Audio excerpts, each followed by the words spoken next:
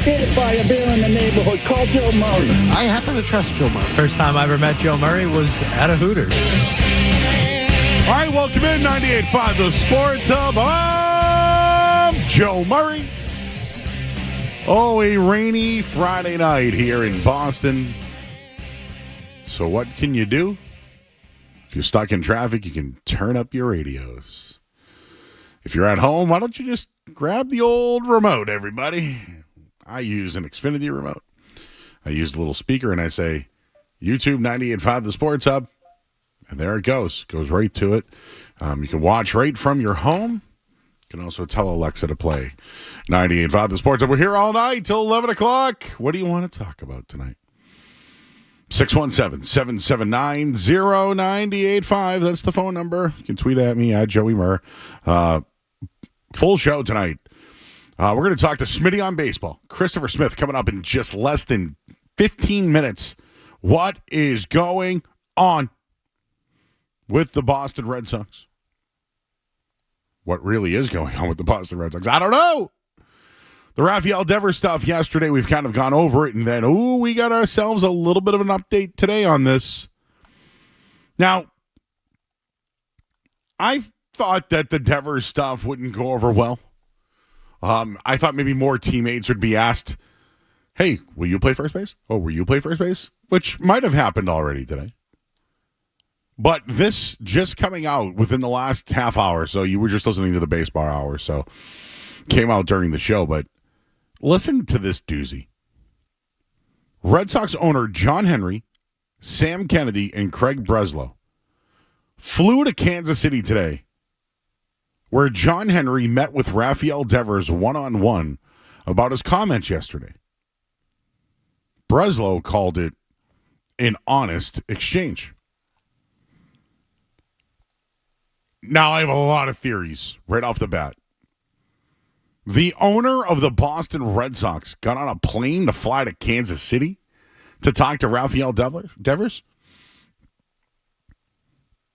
I'm sure it was to smooth things over. But at the same time, didn't Rafael Devers call out the general manager? Didn't Rafael Devers tell the team to go make a move for a first baseman? And here's the other thing I'll say. There's been a lot of talk about the way that this thing was delivered to Rafael Devers. It came from Craig Breslow. I was curious why didn't it come from the manager himself? The manager has been saying he's a DH. The manager told him, don't bring your glove. But now, the GM asks him, and he says no. And he goes on to say things as, you were a player. You just think I can play every position? You think I'm going to go play the outfield? It wasn't a good look by Rafael Devers, in all honesty. But in a way, I will never be pro player when it comes to somebody who makes that kind of money. But I do feel as though they did not set the expectation for Rafael Devers heading into the season. That's on them. And quite frankly, this move now of John Henry getting on a plane with Sam Kennedy, I think he's there because Cora wouldn't do the job, and Breslow, when he did it, got chirped out by the best player. Got insulted by the best player. And on the way by, how about ownership go out and spend more money and make moves? Trickle-down effect, right? I don't know if this smoothed over. I'm curious where Rafael Devers is on this one.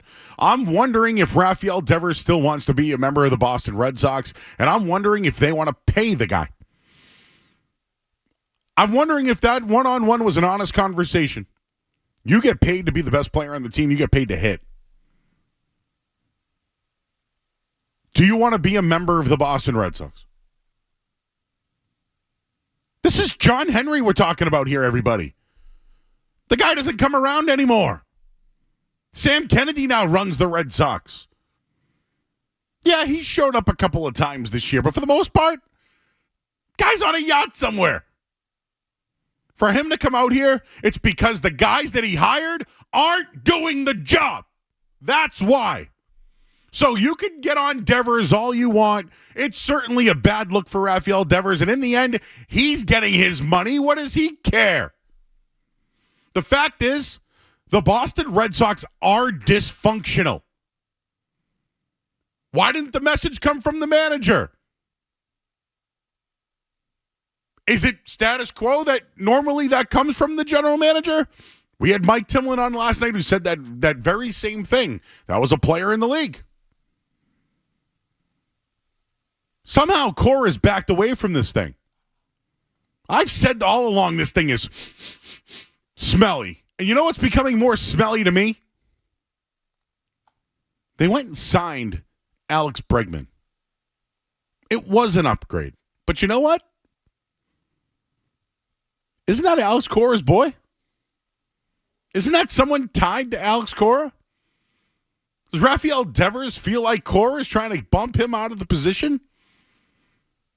So therefore it hurt the relationship between Cora and Devers? And then when they finally got him to move to DH, I'm not going to talk to him about first base now. He's now stepped out of it. It's now up to somebody else, the general manager, who got insulted, by the way. Got put down by the best player in the league. So the owner has to now go there. It's embarrassing. It shows how truly dysfunctional the team is. And you know what? It shows how bad the culture is. And I'll double down and tell you, there's zero leadership on that team. Zero. And the owner had to get off his yacht to go there today to talk to the player because the GM couldn't do it and the manager won't. This is Rafael Devers we're talking about, people here. Won a World Series, right? Signed a large extension, but did it early and took off some years. Deferred money to help ownership and the Red Sox. They told him he'd be a third baseman the rest of his career. They lied. And you know what they said? Haha, new man in town.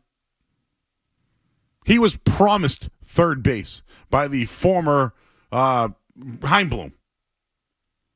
Then he moves to full-time DH after they replaced him at third base. This is about culture, everybody. Team culture. The dysfunction that's going on there. The need to try to be competitive to play in October. But all they're doing is looking at what's going on in Worcester and what's coming on next. Those players there, they're playing for themselves. They're not playing for the team. There's zero leadership. And it's shown by Rafael Devers, who cares about his own priority, cares about his own achievements and what he's asked to do for the team instead of winning. At some point, it's about winning. I remember a famous clip from Rafael Devers says he gets paid a lot of money to have fun. You think Rafael Devers is having fun right now? Also, do you think the Red Sox are a winning organization right now? Team culture's terrible. Nobody could do the job, so the owner had to go there and do it himself today. 617-779-0985. Rafael Devers doesn't want to move to first base. The Red Sox are certainly to blame for this, but it's not a good look for Rafael Devers whatsoever. And in a way, I almost wonder if it was intentional. And what I mean by that is, are they trying to get out of the Devers deal? Does he want to be there? The Red Sox have been known to make moves to upset players, to make them look bad so they can move on from them. Is that the case right now with Rafael Devers? We'll talk to Christopher Smith. He's from Mass Live. He is in Kansas City. We'll get his thoughts on that. What happened today? We'll get a whole Red Sox update. We'll do that coming up next here on 98.5 The Sports Hub. You're listening to Joe Murray.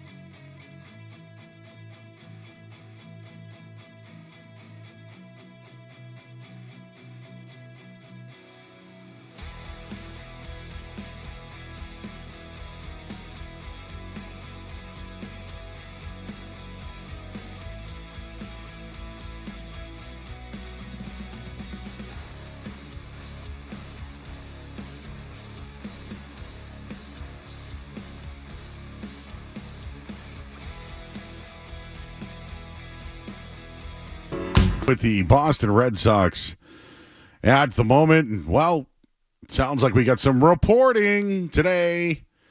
John Henry on a plane to go and meet Rafael Devers, and we have sources on the ground. It's Smitty on Baseball. Christopher Smith joining us here on 98.5 The Sports Hub from Mass Live. Christopher, what's going on, buddy? Hey, what's up? How you doing? What is happening there? What is the latest scoop? John Henry on a plane, huh? Yeah, so I was in the clubhouse yesterday. I was on the past two road trips, so Cotillo is on this one. So I am not there. However, I've been getting texts and play-by-play from Chris Cotillo. And, he knew pretty early on that the rumor in there was that, that all three of those guys, John Henry, Craig Breslow, and Sam Kennedy showed up for a meeting with Rafael Devers before today's game. Now, this is, it's got to be a big deal if John Henry's there, right? Like, he just doesn't fly into Kansas City for no reason at all. So, they were obviously kind of taken aback last night after the comments that Devers made. He was very...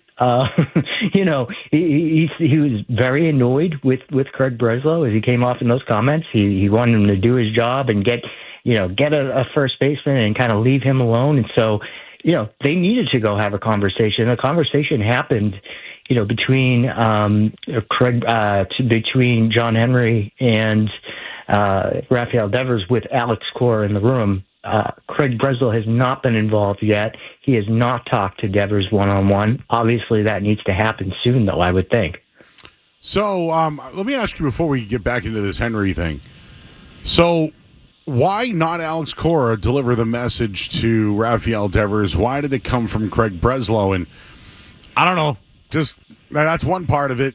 The second part is, does John Henry think those guys can't do their job, and that's why he went there? For the first part, that's a very interesting question because, and that's something that I don't have the answer to yet. When I asked Rafael Devers after the game yesterday, about this situation, he said that they had a conversation with him. So I said, I assume it was Alex Cora and Craig Breslow. And he said, Craig Breslow. So, I assumed Alex Cora would be part of that conversation. He's supposed to be the great communicator in the room, the manager who's a player's manager and deals well with everybody. He was not in that, though. It's very surprising to me. And, there could be a couple of different theories. First of all, he could agree with Devers and not want Devers to play first base. And if Breslow wants to do it, say, hey, Breslow, you do your thing. You go in and tell him because I'm not coming in there. And so, there's that scenario. There's a couple different scenarios. And so I don't know. I mean, I would have thought that Alex Cora would be in there. He actually did say something interesting when originally on the first road trip when he told the media that Devers was just going to DH this year. He wasn't going to play any third base at all. Now that's kind of surprising. I at the beginning of the year I thought, well, Alex Bregman needs a day off. Devers is going to play third base. I thought he would occasionally play third base. And one thing that Alex said during that is that, when he came out and said that Devers would only be DHing this year, he made a comment about how he was, with Team Puerto Rico, their GM, and he asked, or the manager of that team asked Carlos Correa to play third base because they had a shortstop. And the manager changed his mind, wanted Correa to go back to shortstop, and he talked to Alex about it, and Alex said, you have to go in and talk to him about it. It's not going to be me. And so, I think it's just a messaging thing where, Cora, he was saying to Breslow, this is your thing. You want him to play first base, go do it. I don't know. Is it really his thing? Like, isn't Alex Bregman, I don't know, former Astro, knows Alex Cora, Gold Glove third baseman? Like, I'm trying to look at this from both sides. Rafael Devers was coming off shoulder surgery, right? Or was supposed to have it, didn't have it. And has been trying to train all year long. Then they tell him he's not going to be a third baseman. That upset him. He went home. I mean, I don't know. I feel like maybe he's looking at it as Alex Cora brought in his boy. Is he against him too? Yeah, so I think that Rafael Devers thinks that everybody's against him right now, right? Like, I don't think that he is happy with anybody. He says that there's, that the team didn't stay true to their word. And that goes back, that's pretty much the same thing he said during spring training, that the team wasn't staying true to their word, because he reminded us the first time he talked to the media in Fort Myers, and we asked him about this situation and them signing Alex Bregman. He said when he signed with the Red Sox, that 10-year extension long-term, that they told him that he would play third base for a long time. Not just a couple of years, not just 1 or 2 years, for a long time. And I actually asked Alex Cora about that back in spring training after Devers said that. And I was like, did you guys promise that to him, a long-term thing? And Alex was like, well, Heim was there back then. Heim's not there anymore. Heim's the guy that signed him to it. And so, you look at it and it's like, I think that, but that's kind of a little bit disingenuous too, because Cora was there. The ownership was there. It wasn't just Heim signing, Rafael Devers to this contract. And so I think that, Cora's kind of like wanted to stay in the background a little bit on this one. And Rafael thinks that everybody's like, he just thinks the team in general, and obviously he has a lot of beef apparently with Craig Breslow specifically. But he thinks that, the organization didn't keep their word. And so this goes back to that. So when they asked him to play first base, Craig Breslow comes to him after Tristan Casas, gets injured and asks him to play, first base. It's a totally different situation here than just asking Rafael Devers to play first base if he was over a third and they need him to switch. I mean, they've already asked him something, and he was not happy with their team's word at that point. And then he feels like, again, they're not giving him their word. They're not standing by their word because they told him that he was just going to DH this year. I mean, there's so many guys that have gone from position to position. Miguel Cabrera is a future Hall of Famer, and he went from left field to third base to first base, back to third base, back to first base. I mean, Mookie Betts has been playing shortstop for the Dodgers, and he's a Gold Glove right fielder. Bryce Harper did it at first base. Bryce Harper. I mean, and it's not like third base to first base is kind of a natural thing, right? Like Vladimir Guerrero Jr. was asked to go from there.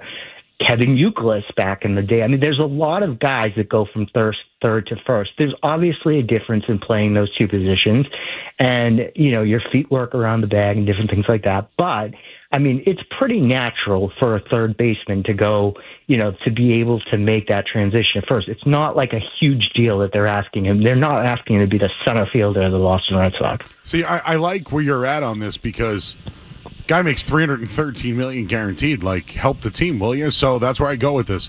I think this is a culture issue. I don't think there's leadership on that team. I've said that for a while. I think they're working on it. Obviously, Alex Bregman's a leader, but I don't know. Rafael Devers being like, hey, I can't play every position. This guy on a getaway day had a big day and flexed his muscles, right? And then they travel. But you know what happens? The owner gets on a plane. And I do think that the guys didn't do their job. Breslow and Cora, and I do think that Devers disrespected Breslow. There's no doubt about it. But at the same time, that guy gets paid $300 million a year, and I'm kind of glad John Henry went out there and held him accountable for it. And I'm just curious what was said, and just to follow up on some of the other Chris Cotillo stuff, he did mention that Henry popped out of the dugout and asked if they'd be willing to talk. He said he didn't want to. But for the most part, even Alex Cora said that he had a chance to sit in the room when it happened, and he mentioned that there were conversations. They felt that it was important based off the situation unfolded yesterday to come out and have an honest conversation. I just wonder what's next. Like, is he just going to be playing first base, or could there be a trade? Yeah, I don't think a trade's going to happen. I think he is going to eventually play first base. He was just so adamant in that opening press conference in spring training that he would not DH. He would not become the DH over and over, and he would refuse to do it. And it was just, I got that same vibe, obviously, yesterday when we were talking to him. It was the same vibe. Like, I am the DH of this team. I am not going to play first base. I think eventually the conversations, will be had to the degree that he will finally start working out over there, whether, amounts to anything and him actually starting a game there. I think it will, but we'll see. But I think that, I think it's important that that there is better communication, right, between Breslow and Alex Cora and Devers, because it wasn't good messaging throughout the offseason. He was told that he was going to be the third baseman. And, there were rumors, obviously. The Red Sox were in the market for Alex Bregman throughout the winter. And he was told he was going to be the third baseman despite those rumors. And clearly, when they signed him, it turned all of a sudden. And so, they should have regrets on some of it, on how they deal with it, how they dealt with it in the offseason and how it's all coming together now. But, this is a totally different situation now. You're not just asking to play first base for no reason. Tristan Casas ruptured his, patellar tendon. The team needs him here. And it's very unrelatable for a guy, who's making $300 million, as you said. It's very unrelatable for fans and teammates that are making less money, that are rookies, that are second-year guys, that are pre-arbitration guys that aren't making that type of money, to be like, if I was asked, I'd have to do the job, because if I don't do it, I'm going to lose my job. It's just life, right? Like, he grew up in the Dominican Republic, without much money. And if you told him back then, like, you could play first base for the Red Sox, he'd sign up for it. So there's definitely been a stubbornness and kind of like, with the money has come, this losing reality, a little bit of what life is about, right? Like, you have to do what your employer says. You have to do what's best for your team. And so I just think that this problem has been brewing, for a while, obviously, with spring training. And I'm surprised that he kind of ducked the media for a week about this. Like, we were trying to get him for like a week to talk to him about this. Finally, he has a good game, so pretty much he has to talk after the game, right? So then, like, as I said to him, I'm like, well, we haven't talked to you since the Tristan injury, so we have to ask you about this now. And not just stick to game questions here. And so, it's interesting. It's an interesting thing that's going on, but, he didn't seem upset to get those questions, asked of him yesterday. He appeared like he wanted to get some stuff off of his mind and call out the organization. And, if he's only going to talk so often, I guess I'll take that, honesty and all that, every day. Talking to Christopher Smith of Mass Live. Just to read the quote one more time.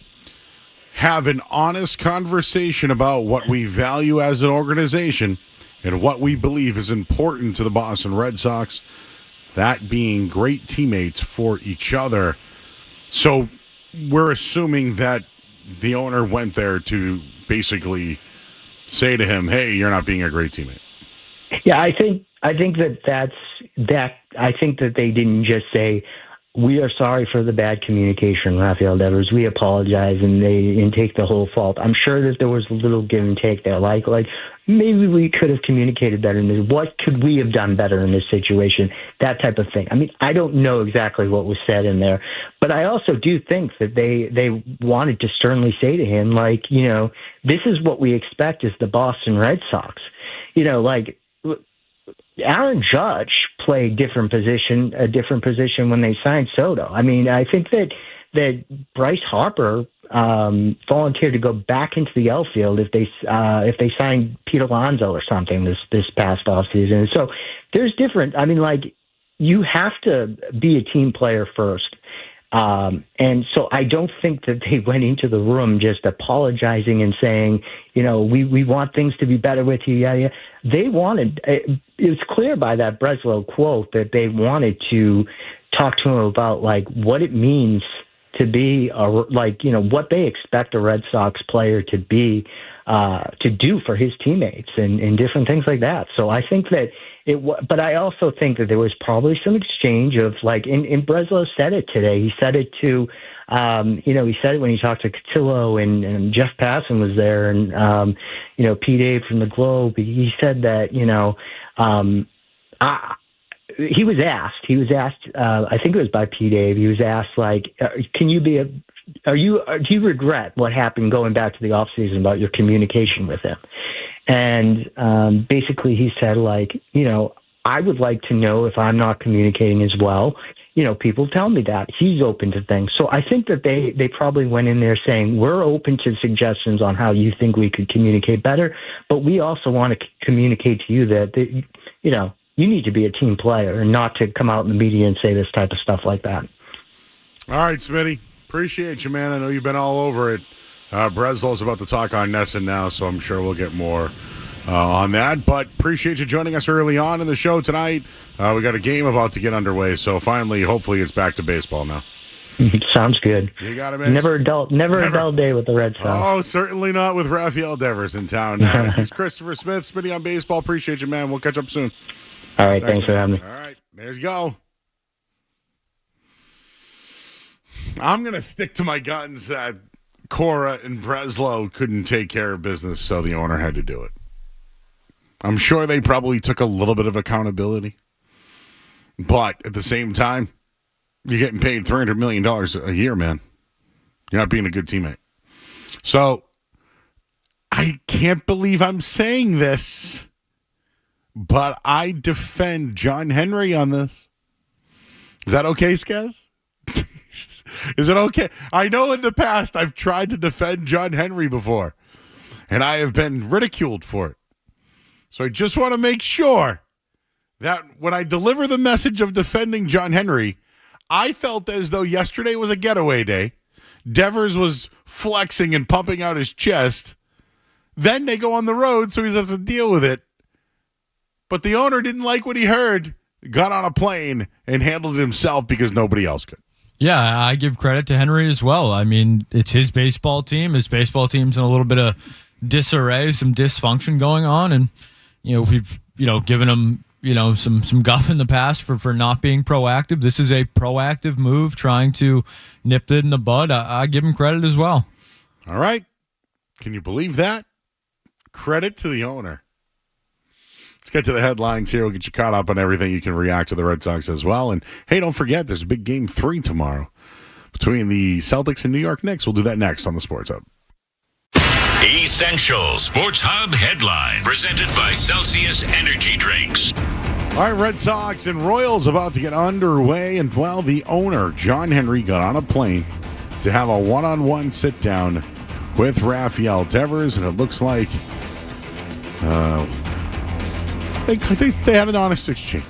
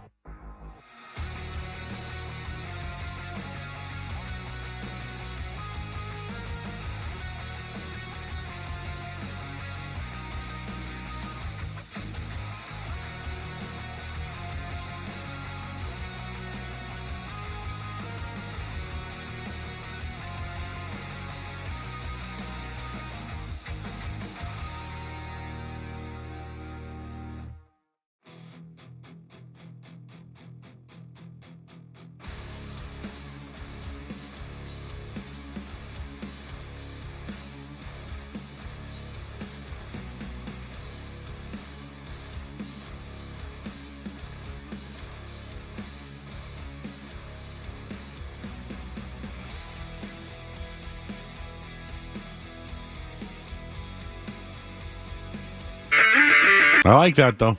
Shows that he cares. Shows that he cares.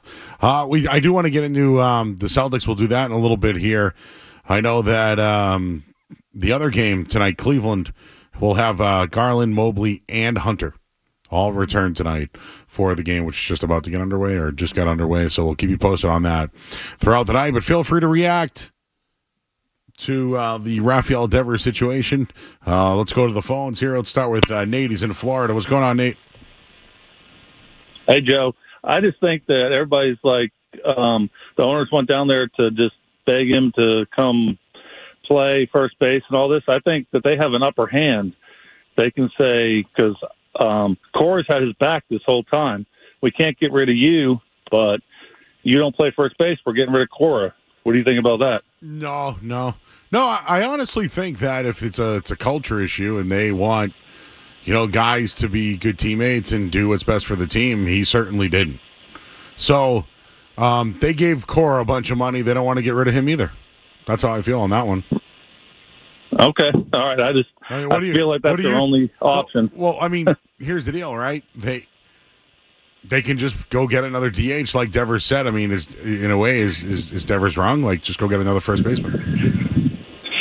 Yep, you're right. It's going to be very interesting. It's typical Red Sox. I love it. Yeah, thank you, Joe. Dysfunction, no communication. There was no expectations set on this one. They wanted Bregman. They signed him. They gave him big money. The talk was he was going to play second. Then all of a sudden he's going to be a third. They really wanted to get Christian Campbell to be a second baseman this year, huh? Yeah. I just think Cora in this one doesn't look good either. He doesn't. I almost wonder if he wanted to tell. He already told the player not to bring his glove. So now, go move the first base. I will tell you this. Once again, I never played at the Major League Baseball level. But playing sports throughout my career, my life, you're kind of boxed into a position when you're a prospect, right? This is the position. Maybe if you're an outfielder, you can play both corner positions, but you're not really a center fielder, right? But when you're an athlete and a competitor and things of that degree, if you're a right fielder, but there's another guy that they really want in right, they're going to move you to left, and you just got to figure it out. Or when you play on these travel teams, there's all-stars at every position. Well, they want your bat in the lineup, but, you could be a shortstop, but you know what? You're going to play second now, or you're going to play third.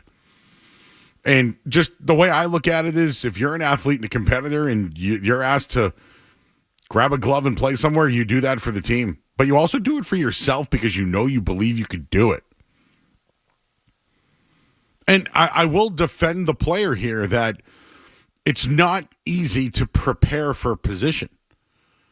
Like, if you think Rafael Devers struggles at third base, what makes you think he won't struggle at first? And I think he feels that if he doesn't get the right timing, it doesn't put him in the best situation. But again, you would think Rafael Devers is this competitive athlete who would do anything for his team, but also maybe want to challenge himself a bit. Instead, he's got 8 years, $300 million left on his contract, and basically doesn't like the GM and can say whatever he wants until today. We got Mike in Westford. What's going on, Mike? Hey, Joe. How's it going? If there's one thing that really grinds my gears, it's multimillionaires that act entitled. You play a child's game for a living. You came into camp like 50 pounds overweight. I just really don't understand his point of view. And, he really had an opportunity this year to become the leader of this team. He's not a young player anymore. He's a veteran. This was his chance to take the reins and really put the team on his back. And he's only caused distractions. This isn't a team that's 5 or 6 games above 500 right now. We're 1 game above 500. I could totally see the situation just collapse them at this point. It's just really unfortunate that when he had an opportunity to step up and keep it in-house, he just doesn't every single time. He uses the media to pout and complain. And these are easily things. I'm sure this happens all around Major League Baseball where guys have gripes, guys have little things they want changed, and they just keep it in-house and you just can't do it. So it's really unfortunate. Real quick, I understand your frustration, but let's take this to the real world in our jobs. Do you work an office job? I do not. Okay. Do you work a job? I do. I work grounds crew for the Fisher Cats. Oh, wow. Okay. Well, okay. Well, but then, good for you, sir. Well, there might be other grounds crew members, right? There might be other heads of grounds crews from the past, right? Absolutely. Do they put things into place that people who've been there for years don't want to change because they've been doing it for a certain way for a really long time and they're hard to work with? I would say if I was making $300 million, I would be the ultimate. Let's be relatable because it's hard. It's hard to the only way you can relate this is to your life. You can't you can't compare to Rafael Devers' life. So I agree with you. I never feel bad for people who make money. That's me. But I don't know. I've worked in places before where there's been, I don't know, a lot of transition, let's use the word. And it's hard to continue to deal with change, but not watch your company continue to invest in the company. You know what I'm saying? But we're talking about the Boston Red Sox here, right? The Boston Red Sox are a business, right? I'm relating it. But listen, he came into camp overweight. Coming into camp in shape is part of his job. If you don't do your research for a show, then you're canned. They take you off the air. He gets chance after chance. And this always happens with the Red Sox. Look at Pablo Sandoval. And these situations never turn out good. If you don't prepare for the show, you're going to get canned. He comes into camp overweight. He starts the year with like 15 strikeouts in a row. It's showing up in his performance. I understand you're saying. It's a message, dude. He's sending a message. That was him sending a message. He wasn't in shape. He came in lackadaisical. That's him sending a message. That's quiet quitting. Because why? He does everything for the team. He makes the money. They continue to mess with him. They send different messages. Listen, what he said was a bad look. But at the same time, he's been in an atmosphere that has been, I don't know. What would we call this? What's a good word for this, Skaz? What the Red Sox have been. Would you say that it's been a... just trying to use the word. Like I'm trying to use the word transition, but the atmosphere hasn't been great. There's been a lot of challenges on both sides. Has there been? I mean, they haven't spent money. They haven't invested. They certainly invested in Rafael Devers. They did, but they give guys 1-year contracts, then they can't build any culture. Did they give Rafael Devers a 1-year contract? I'm taking him out of this for a second. Well, it's his perspective, right? His perspective is he got his money. He's also challenged ownership to spend more, right? And get pitching. He's done that. I just think that he got his money and now wants him to do more. And I think it's been dysfunctional for him. Is Alex Bregman and Garrett Crochet not more? Yes, but it affected his position, so it made him upset. Joe, you ever get asked to work other shows on the station? Absolutely. You complain about it? I like to keep the ratings high at night. But do you complain? I mean, I do my job because it's my job. So Rafael Devers should do his job. Skaz, I completely agree with you. But I think that he is trying to send a message and it's not going well. Should he be the guy sending messages? Well, who on the team can send a message? Because it's not Cora. It's not Rafael Devers. It's not Bresla. Why isn't it Cora? Isn't that what he's here for? That's what I've been told, that, he's the expert. He's the guy that, sets the tone. He's one of the best managers in baseball. So if he can't send the message, Rafael Devers is the guy? The guy who, showed up out of shape, pouted, went home. That's the guy that we want sending messages now? I don't think they have a guy. I think he's trying. Trying to do what? I think he's trying to send a message to ownership, but it's not going well. He shouldn't. He's not the guy to do it. I agree with you. I'm trying to bring up dysfunctional atmospheres, Skez. Like Rafael Devers has been, although paid highly, has been working in a dysfunctional atmosphere. He has. He's probably the biggest reason it's a dysfunctional atmosphere, Joe.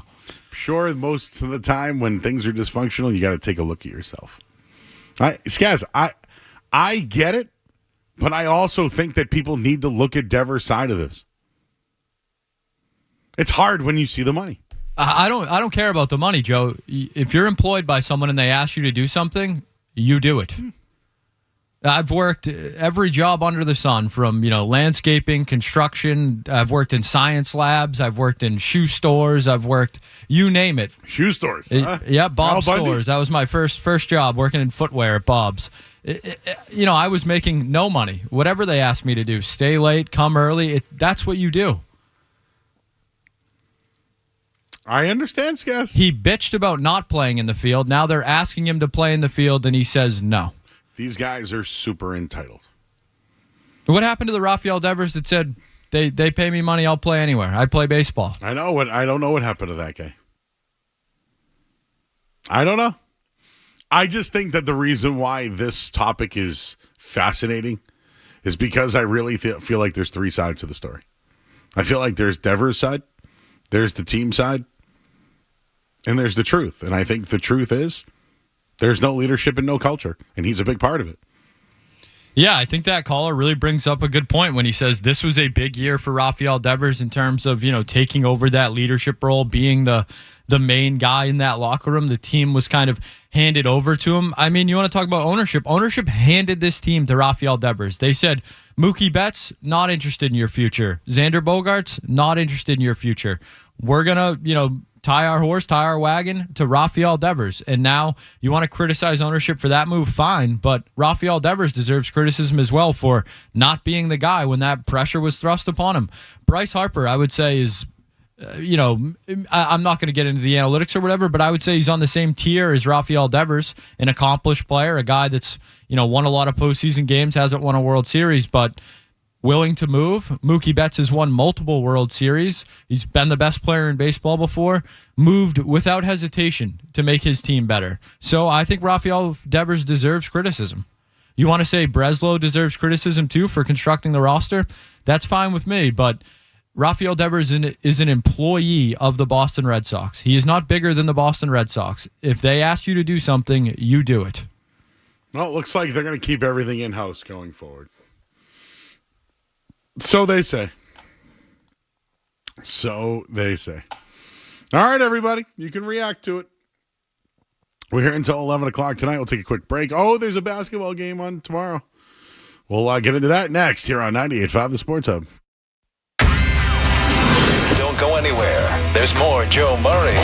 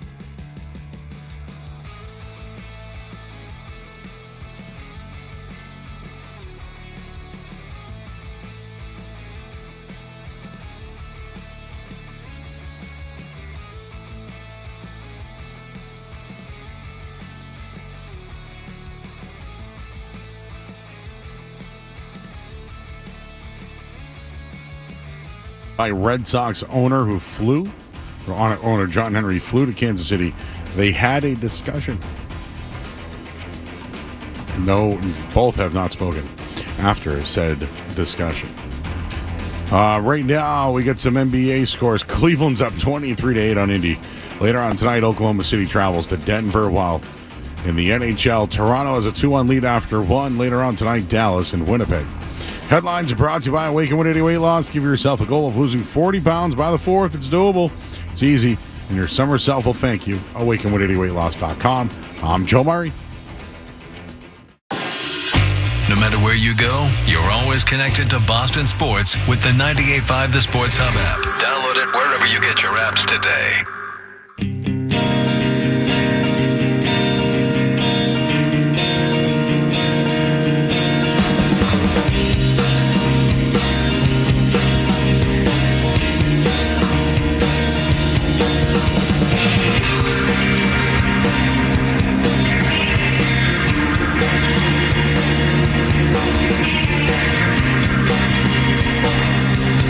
All right, back here on 98.5 The Sports Hub. Rafael Devers get everybody in an emotional state of mind. I just want to see baseball wins. That's all. Just win the game. Just win. Be interesting. Instead, you make me not want to watch. I do want to get into the Celtics, so let's take one more on the Red Sox. Chris is in Charlotte. Hey, Chris. Hey, Joe. Happy Friday. Happy Friday. It's funny you mentioned the Celtics. I'm surprised how much we're talking about Devers. Quick point, Devers reminds me right now of, in corporate America, the typical millennial employee who is currently expecting certain things out of leadership or management. And so I kind of am leaning between you and Skaz in terms of this point. And I think that he is right and wrong. And I'm really curious to see where this goes long term. Does he eventually just play first base? Does he buy into the leadership? It's a very interesting place. Yeah, it's up to Rafael Devers to make the decision. And I'm going to cross sports for a second. This is no different than Shedeur Sanders in the draft. He fell in the draft. He's now been selected. It's up to Shedeur Sanders to, do right on where he was selected. He needs to do it. It's now up to Devers to now make the decision. Is he going to be a leader and play first base and have this actually turn into a positive, or is it just going to look like another entitled athlete? Because it was not a good look. So really, the best thing for him is to play first base, try to be the best first baseman and teammate that he can, because there could be some good out of this. Yeah, he's likely right about leadership misleading him and leading him down this path. So does he now get over it and play excellent baseball that he should be as a leader? Yeah, because I think he did come in overweight. I think he did. He wasn't ready to go. I think it was almost like sabotaging the team almost. He sabotaged himself. Yeah. Oh, yeah. That's the point, is as much as he's trying to send this message, it hurts him. In the end, this is a bad look for Devers. Yeah, and in the end, he's going to play first, just like he was going to be the DH. So he's doing all this for what? You think he's going to play first base? It's this weird cry for help in these days. I don't understand. I saw some, Red Sox Twitter. There's been a lot of theories thrown around. I saw that he's still upset about how Bogarts was handled, and he's been upset with the front office since then. So if you were that upset, don't sign the contract. It's hard for me to say no. You're not going to turn down $300 million, so just go play first base. He wants you to know, Skaz, that it hurts him inside, but he couldn't turn down the money. Wah. He's going to play first.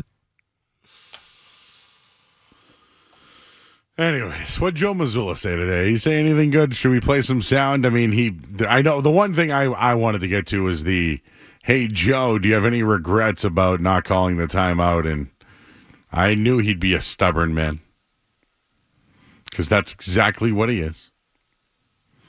He still sounds confident, though. Still sounds confident. But Joe Mazzulla was on with Zoe and Beetle today, as he is for his weekly appearance. I know he had some updates on shooting threes. I know he talked about Kristaps Porzingis and what he's currently dealing with. I do want to get into that coming up in a bit. We will talk with Julian Edlow at DraftKings. He'll be joining us at 8:20 tonight. I'm curious what side he's on the betting side. Is he going Celtics? Does he think they can come back in the series? What about the Celtics tomorrow night? So we'll talk with Julian Edlow of DraftKings coming up in just a little bit. Of course, you can call in at 617-779-0985. If you got anything on Missoula Scaz, we can we can play it whenever it's ready. But I listened to the interview today.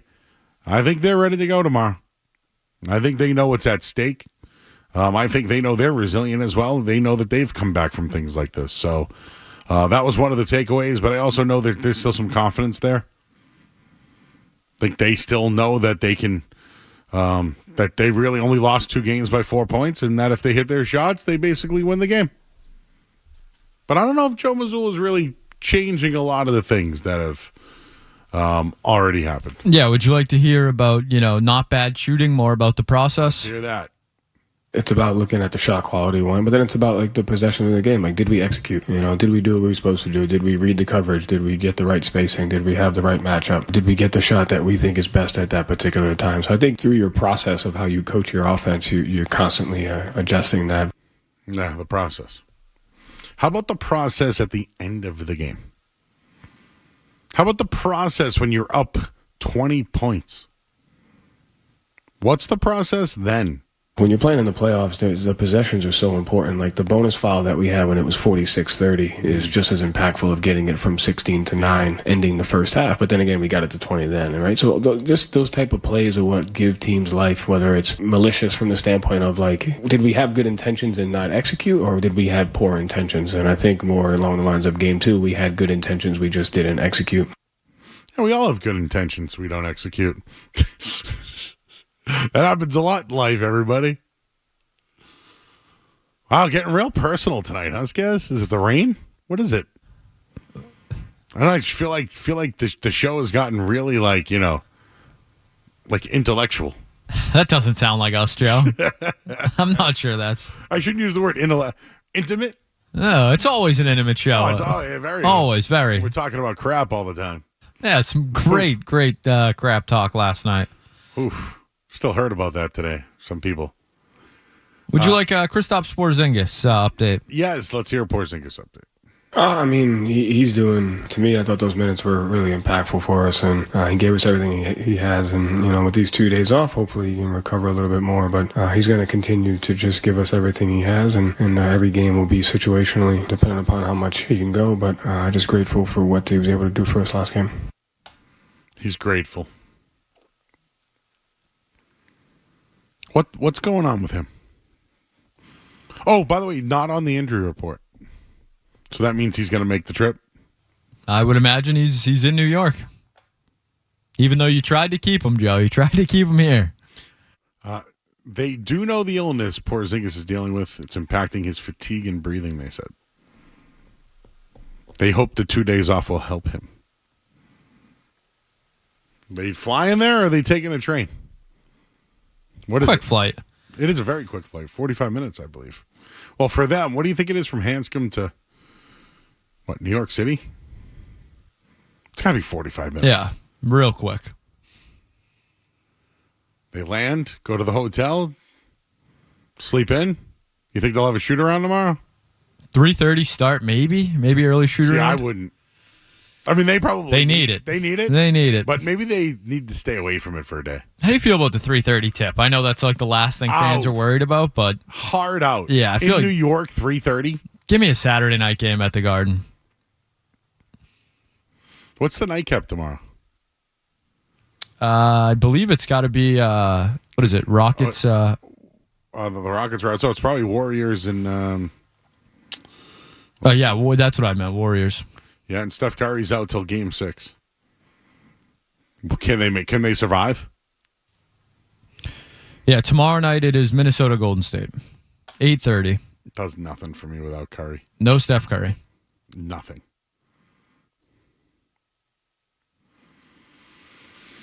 Yeah. Tomorrow is 3:30 sucks. I will say that. Maybe the Celtics need to play during the day. I feel like they struggle during the day, but maybe not. You know who always struggled? The Bruins always struggled on matinee games. I heard the Celtics have a very good record on Saturdays, though, and the Knicks do not. So no Scott Foster in tonight's games. Maybe we see him tomorrow. The extender. He backs the Celtics. He's a Celtic guy. So if you get Scott Foster, a little 2-1 panic. When would Game 3 be? Monday? Monday night. Ooh, we'd have it here on the Sports Hub. That would be great. All right, well, let's get some betting odds. Let's talk to our buddy Julian Edlow. We'll get the scoop on what he thinks about the Celtics series. Should you bet him? And what else is going on in the world? He's over at DraftKings. We'll get his thoughts on everything that's happening in the basketball world. We'll do that next. I'm Joe Murray here on 98.5 The Sports Hub. You're listening to Joe Murray on 98.5.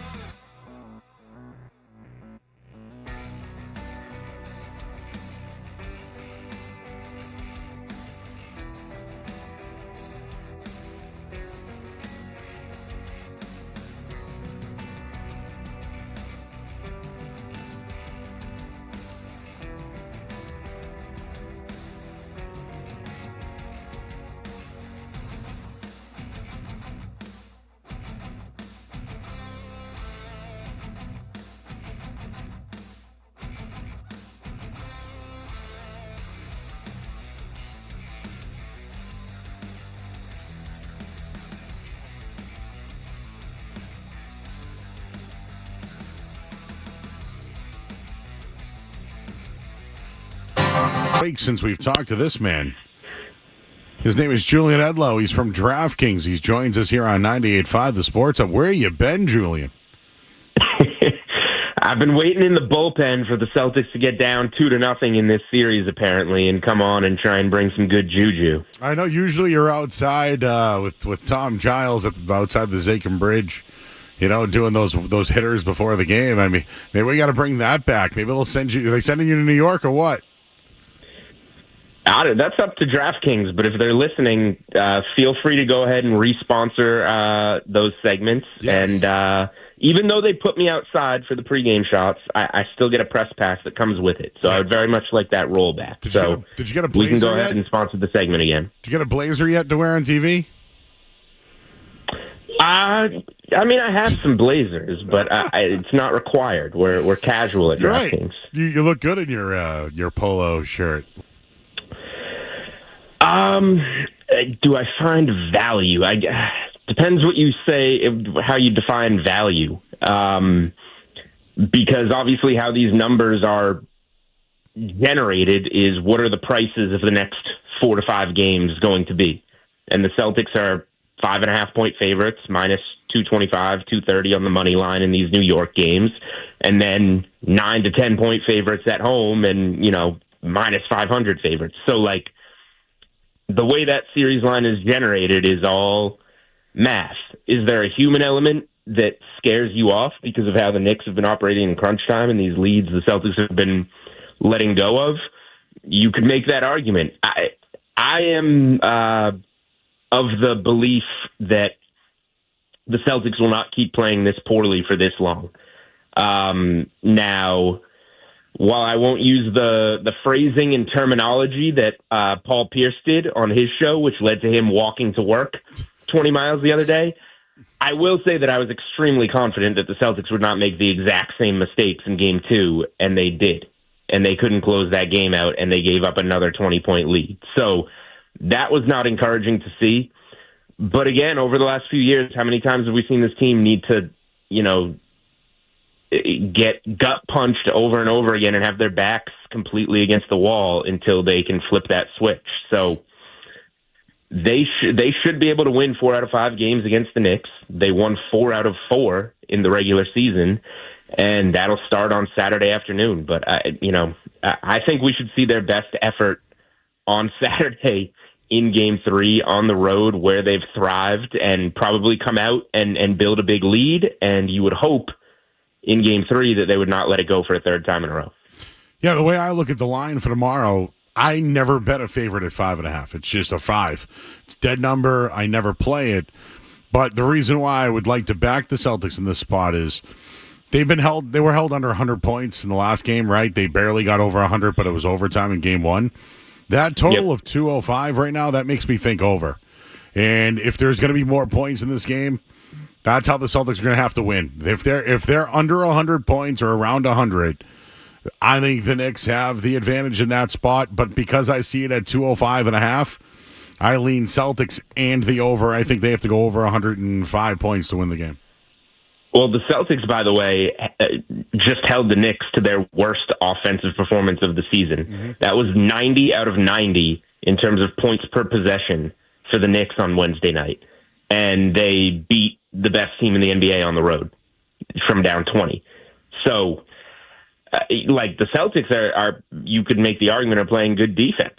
But, the way this team operates, they're going to get the lead early. It feels like they should get the lead early, and it's about them closing it out. So another way that you could look at it if you want to avoid points, and this has come back to bite me in the first 2 games, but I'm probably going to go right back to it in Game 3, would be the Celtics on the double result, halftime, full-time. Lead the game at half, win the game outright. I think that's in the minus 130, minus 135 range. That's probably how I'll play the game, because can they come from behind and win this game? For sure. But do I think they're going to come out and play as sharp as they've played all season coming out in the first half of Game 3? Yeah, they have a lot of reasons to do that. All right, talking with Julian Edlow of DraftKings. I am looking at the DraftKings app right now. I don't see Kristaps Porzingis as someone you can place a bet on for points. He's not on the injury report today. Do you think he plays in Game 3 in New York? Oh, yeah, he's not on the injury report. He's playing. But what is being protected here, I guess, by sports books is the question of what his role is. He was probable last game. We heard he was going to play. He only played 13 minutes off the bench. Every under cashed that you could have bet on Porzingis. I wish I was ahead of that one. I was not. But when you get hit with one like that where, a starter that's generally playing 30-plus minutes winds up in a role where they're coming off the bench playing 13 minutes, we're pretty unclear on his role. I think it sounds like they want to expand his role, but what does that mean from 13 minutes? Is it 18 minutes? So then what do you set his props at? Is he starting? Is he coming off the bench? I just think there's too many questions there. Potentially when we get a starting lineup on Saturday afternoon, we could see a prop trickle out. But this could be one of those situations where the role is too unclear to offer a betting market. Yeah, I'm almost curious if the New York Knicks second half's an easy bet too. I know we don't know that yet, but through 2 games, it's been easy money. I'm almost curious if it's, if the Celtics just run away with it like front runners and take care of business, or is it still worth New York maybe being resilient in the second half? Yeah, it depends where the game is at. We got to see where it's at halftime before kind of looking ahead to making a second half play. But that said, you got to think that the Celtics make a point at halftime to come out and play with a little more purpose, given the way that this has all been going. You mean their coach? Their coach is going to make a point? I don't know. I don't know if he is or not, because he does not change much, right? Yeah.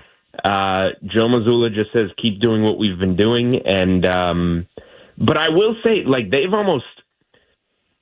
kind of gotten these leads by getting paint touches. And now, whether they shoot a 2-pointer or a 3-pointer, sometimes it's a kick out or an offensive rebound or whatever. Like, whatever the shot that's generated, it is what it is. But they've built these leads by getting into the paint, and then they get away from that late. They're shooting like 20% once they build these 20-point leads. The rest of the game, they're shooting about 20%. And they're shooting 62% of their shots since leading by 20 from downtown. If they just take more twos, you're not losing these games by 1 point and 3 points. So I have to think that they make a point of finding a way to hold on to these leads, assuming they can get a lead in Game 3, and get away from the 3-pointer a little bit, to the point that you have such a big lead that 2-pointers are going to keep you alive. And I know everybody's talking about the screenshot on Twitter of Tatum getting that 3 up where Brunson's on the ground and Horford standing under the rim. Like, I don't have a problem with Tatum taking a wide open 3 like that, but just in general, I think if you can find a couple more easy baskets later in these games, you're going to be fine. So I think they may change it up a little bit. They're still going to take 40 or so threes, but just how they generate them and when they decide to go to the basket should be, I would think highlighted within the game plan. All right, you sweating out this first half for the Cleveland Cavaliers, and I saw that you had put a little wager on them. Cavs -2.5 first half. They were up 25-10 and let it all go. It was tied at the end of the first quarter. That's hard to do. But they're coming out playing a little better here in the second quarter. So we'll see how this one finishes up. This is this is the same spot for the Cavs that we're going to see the Celtics in tomorrow afternoon. What team down 0-2 is most likely to come back? The Celtics. And that's what the odds clearly say. Celtics are -120 favorites in the series, whereas the Cavs coming into tonight were, I think, +160, +165 on the series line. But, I think it's the Celtics that have more advantages, more pedigree, more ability to do it. And I'll tell you this, the Celtics opened +115 underdogs right after Game 2 ended. It was over the first 24 hours, it was 73% of the bets for 95% of the money on the Celtics to win the series. That's what pushed it out to -120. Boy. All right. So a lot of confidence still when it comes to the Celtics. At least from, 95% of the money on DK Sportsbook. How about tonight? Thunder go to Denver. Jokic is wearing his Joker suit. I mean, they smoked him the other night. I'm hoping 5.5's the number on the road. What do you think of the Thunder here? Yeah, the Thunder are clearly the better team. But again, they haven't gotten over the hump. They lost to Dallas last year in the postseason as the 1 seed. Denver's got, as good as SGA is, Denver's got the best player on the floor. Denver's got the championship pedigree. I'm staying away from a side in the game. I lean Denver, but I have a lot of respect for OKC. I actually went to a player prop in this one. I went to Russell Westbrook over 13.5 points. Ooh. He has accomplished this. So he got hurt in Game 3 against the Clippers. He only played 9 minutes, and then he missed Game 4. I think he scored 4 points in that game, but he played 9 minutes. So if we remove the game that he got injured in, he's scored 14 or more points in 9 games in a row. That would be all 7 playoff games. And we look at the OKC series, he's got 18 and 19. So averaging 18.5 points per game. You're at home here, a spot that he's played better this season, better in the postseason. He's been a good energy guy for them off the bench, which, funny enough, part of the reason that Mike Malone was supposedly let go was for playing Westbrook too much.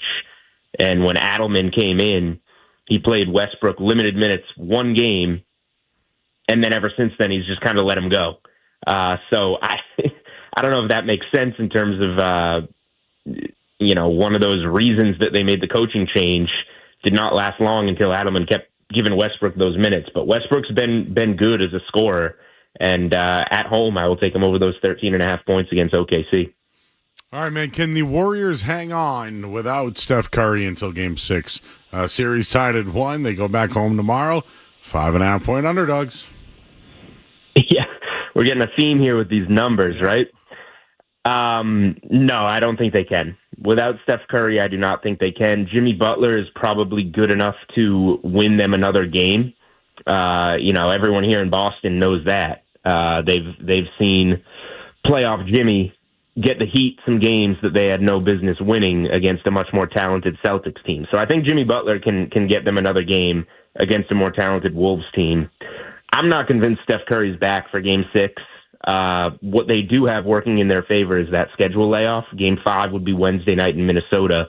Game 6 would not be until Sunday in San Francisco. So there's that 4-day layoff where it's like, can they get Curry back? I'm sure he's going to try his best if it gets to that. But hamstrings are, a serious injury. Curry's never had this kind of injury in his career before. I am not convinced we see him again this season, and that's good enough for me to say that Minnesota probably wins this in 6 or less. All right, Julian, we'll be watching. We'll be betting. We'll be pulling up our DraftKings sports apps, and maybe I'll take that Russell Westbrook wager that you had just to have some fun tonight. We like fun. We love fun, and we hopefully can see you soon and have some fun, my man. Absolutely. We're overdue.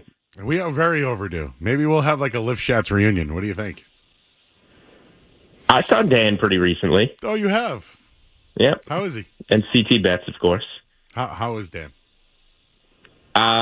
Great until this week. We've just been getting slaughtered in the NBA because a favorite can't win a game. But I think we're back. I think favorites are due. CT, Dan, and Julian? What are we thinking? I'm just thinking, Huh. Just thinking. Good trio. Yeah, maybe I'll hit you guys up. You should do that. You should do that. We'd like to see you. All right. He's Julian Edlow, everybody, of DraftKings. Appreciate you, man. Good catching up, bud.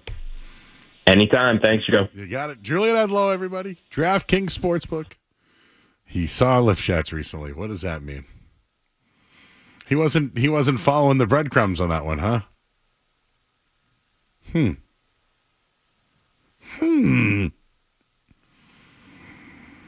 All right. Well, the phone number here is 617-779-0985. How about we stay on clock, Skess? Let's go to the headlines here on 98.5 The Sports Hub.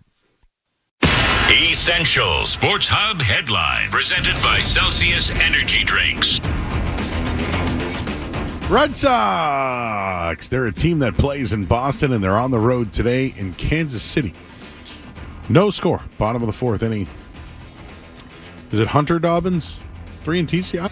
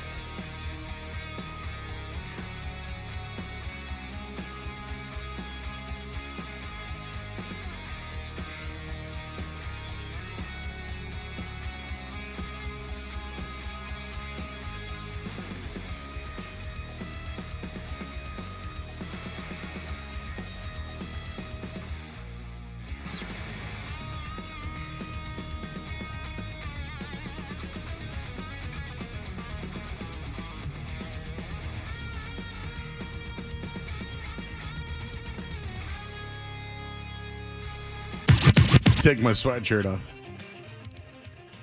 Whew. It's warm. It's warm. Well, Skaz, you know what? We got In or Out coming up, right? Why don't we hear from the people? Joey is in Kingston, Mass, living on the South Shore, and I'm sure he's got a delight to tell us about tonight. Hello, Joey. How you doing, Joe? Oh, I'm good, man. How you doing? I actually just came indoors. I was outside. I was telling Skaz earlier, I was out there enjoying you, enjoying a cigar, and sitting out my gazebo, but it just started pouring out. It's kind of getting cold. You said it's getting warm in there, so I'm like, I got to go when it gets warm. In studio, I just had to take my sweatshirt. What kind of cigar do you smoke? Cohiba. Okay, yep. I'm not a cigar smoker, but I just today had a good day and everything, so I was like, and enjoying the cigar. Thank you, it's guys. So, before I get in, I know you love food. We love talking food. Last week I was in Revere, which, for work. Oh, sure. Yes. And what's the name? The Fruit Basket? Fruit Basket, yep. Around Route 60 there, the Rotary. Yeah. They have a sub called You mean New Deal? Is that what it is? Yeah, New Deal. It's the. All right. If you ever Never watched been there, Joe. You ever watched the? Yes, yeah. You see all my buddies do the videos there. Tommy Garino and Okay. Prosciutto Poppy. I went inside. Never been there, Joe. Yeah. And I got the Revere Tornado. And as I'm waiting in line and everything, and I'm watching this little video they have playing, I'm like, I'm gonna try that. Best Italian sub I ever had. Really? It really was. Ever? I'm gonna say. Well, listen. It was big. It was full. It was messy, and I loved it. Thank God I ate it in my van when no one could be around because it was messy. Can you say that slow again? It was what? It was greasy. Greasy, just wet, and just what else was juicy and juicy? Messy. So juicy and messy. Messy, yes, and I loved it. So was it smelly? Smelled good. I liked it. Okay. You know why? Because it had onions on it, and that kind of maybe blocked the smell. So here's the other thing. You asked me once about pizza in my area. You know where my kids love to go? And I went there tonight. Black Raspberry down in Plymouth, Cordish Park. Have you been there? I have not, but I will be going to there. I will be going to a wedding in Plymouth for one Sir Sarge Riley, and I will be taking over Plymouth that weekend. Check it out, Joe, because where it's at, it's an old factory building, so it's like just that old sort of like old feeling, old building and everything, and just bar pizza and nice little pub. Not only that, but someone told me, not from me, but if you go in, if you order when you get, not before, if you order when you get there because they're so busy, you get about a 30, 40-minute wait, just enough time for a couple cold ones. So I'm told. Not bad. So you order, you drink, and then you get your pizza, you pay your tab, you leave. So I'm told. That's all I heard. Got it. Anyways, so talk with Skaz earlier. And I loved it because I asked how old he was. He's 30. And the thing that triggered me while I'm smoking my cigar listening, he's a young guy. He's a lot younger than me. But, you kind of do what you're told. And I love that attitude because this whole Red Sox thing. And Joe, I call him about the Patriots. I'm not the baseball anymore like I used to be. Probably you get older and time's a kind of thing, and baseball is very time consuming. But one thing, and I know you're into this too, there's no I in team.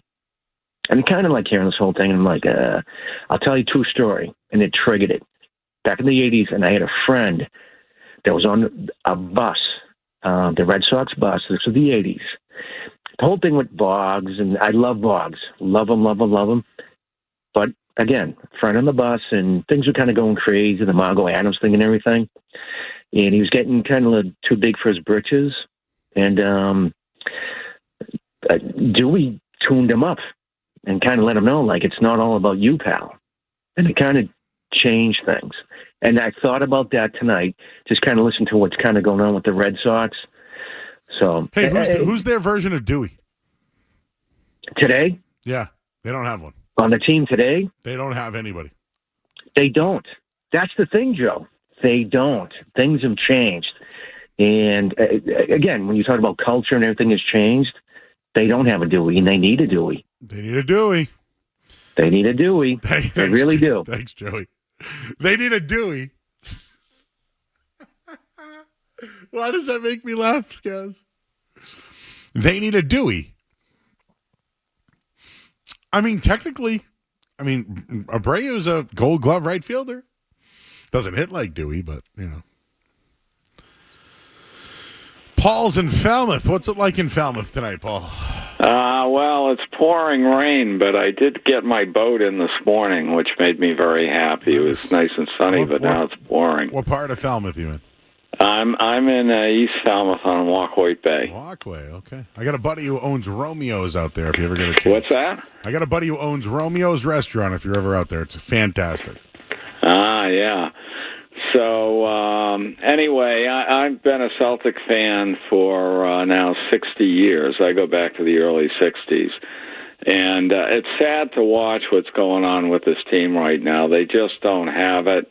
I think part of it is injuries, but I think also part of it is has to do with will and determination. You know, they just don't have that in the fourth quarter. It's kind of unthinkable for a Celtics team, but that's the way it is. So I see them splitting in New York, coming home and losing the next game at home. I think they're going to lose 3 games at home, which is really kind of unbelievable, but I think that's what you're dealing with. Part of it's Porzingis is way off, Holiday's way off, and Brown's not right. So, and the coaching's not very good at clutch time. So I don't know. That's how I see it. I don't know how you guys look at it. All right, buddy. He just doesn't look good, and this doesn't look that, and that is this, and this is that, and if they just hit the shots, and they will win. Da da ba da ba da ba da ba da ba bum ba. We gotta spice up this show, Skaz. We gotta for the Friday night, man. We might need the. You know what always kind of hits. We can do it in the next hour, but the old regulators with what's his name there, Michael McDonald. That always gets me going. We gotta juice it up this show. I don't know what it is. But you know how we're going to do that? We're going to play in or out, and we'll do that next here on the Sports Hub. What's it going to be, McFly? Are you in or out?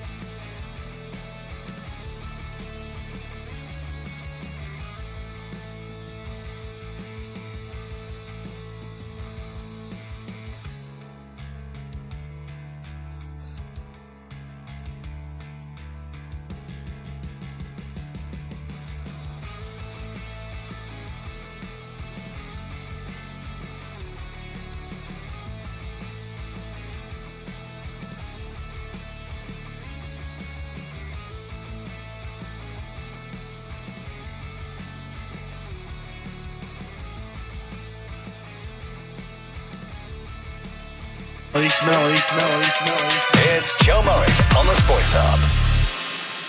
Are you in or out? Gotta know without a doubt. I'm the one you need for a dirty deed. I'm the best. Success is guaranteed. Steiner. Oh, a little math, Joe. Big day tomorrow in Boston, everybody. So, all right, let's get into it. In or out, get your towels ready. Oh, boy. All right, Joe.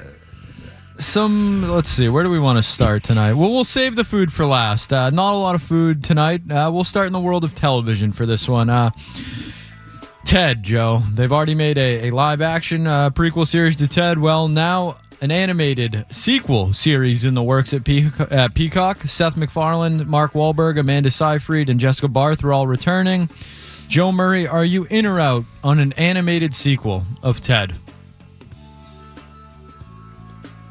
I don't think Ted sucks. I'll say I watched the show they made with like the younger kid and like I thought it was pretty good.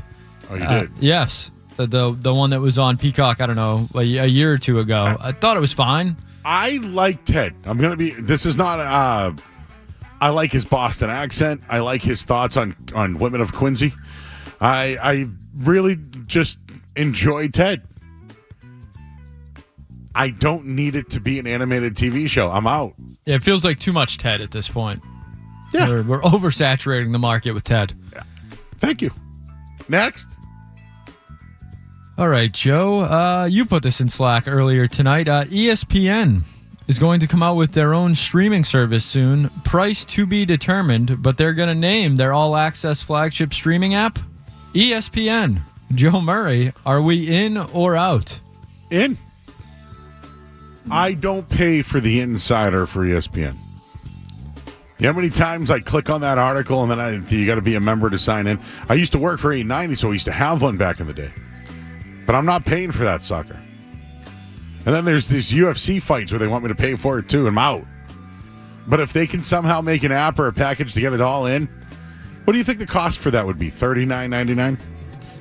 I was hoping it was going to be cheaper than Nessun, but yeah. What is that what Nessun? Nessun's like $30, I think, or something like that. Have you ever in your life used the app for Nessun?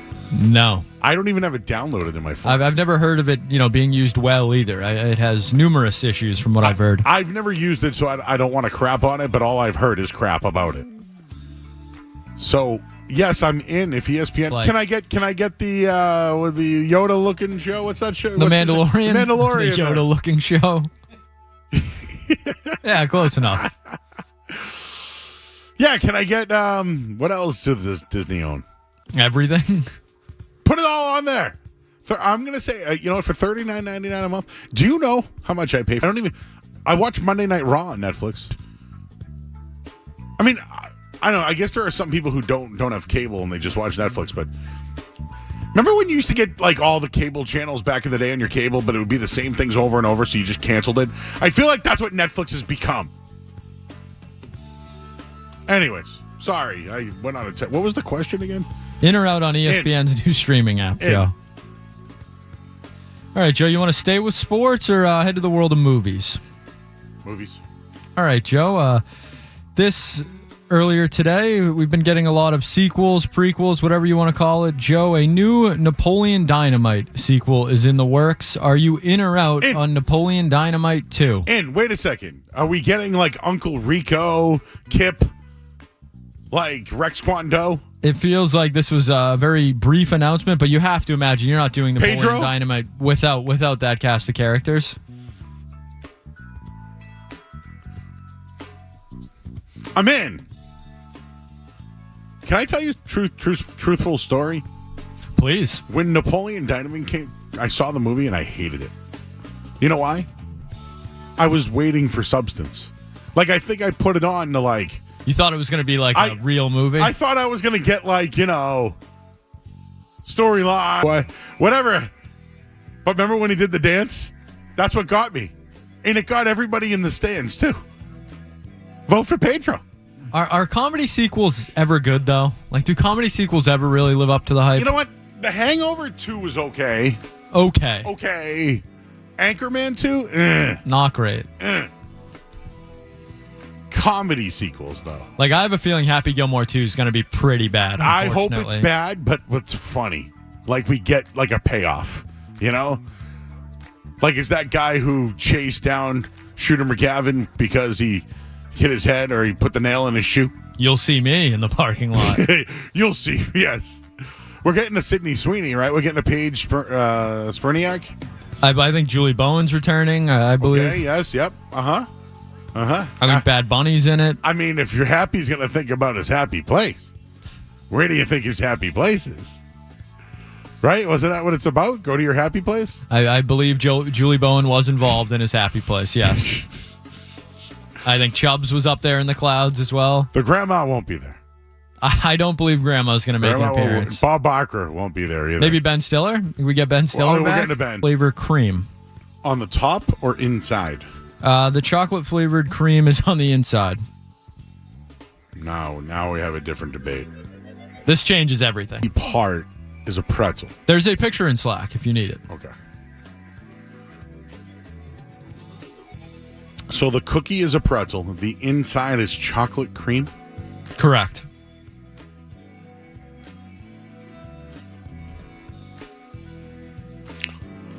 I'm confused. Because it looks like there's a double-decker. It looks like there's the cream cookie with the Oreo cookie with the cream inside, followed by a chocolate cookie and a peanut butter cookie. It's a pretzel-flavored cookie topped with salt and chocolate-flavored cream. Whatever, I'll eat it. In. That it? Joe, why not end with this one tonight? Everybody's favorite coach, Urban Meyer. Yes, you put this in Slack earlier today. I had a good laugh about it, so why not? Urban Meyer says that they should put a rule in the NCAA rulebook that if you lie to the NCAA, your career is over in college football. Joe Murray, this comes from one Urban Meyer who has never lied to the NCAA. Are you in or out on the lying rule in the NCAA rulebook? I'm out. To answer the question, did Urban Meyer getting caught for the rule and we don't know about it?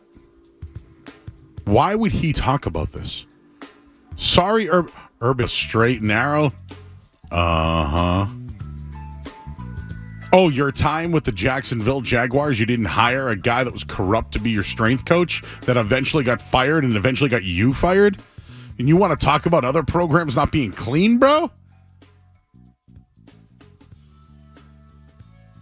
This is a bad look. This would be like Belichick being like, don't lie to the NFL. This would be like Belichick saying you got to follow all the rules. Follow all the rules. Don't skate any of them. This makes me think Urban Meyer got in trouble for something. By the way, we haven't talked about this. I know we're late. Who cares? It's Friday. Oh, we do have a guest right now? We do. We have Matty coming up. Real quick on this one. How the hell does the coach of Michigan get the suspension for something Jim Harbaugh did 2 years ago? He wasn't the one with the Connor Stallions guy on the sideline. Right? Am I right? I think you got to hold the program accountable. Oh, so now he's the fall guy. Fall guy. Harbaugh found a fall guy. That's what happened. Austin tomorrow. Come on by, everybody. But we'll talk a little Cads. We'll do a little bit of other stuff. I believe there's a Pope 1 of 1 out there. So we'll do a little hobby talk. We'll do that next here on 98.5 The Sports Hub. You're listening to Joe Murray on 98.5.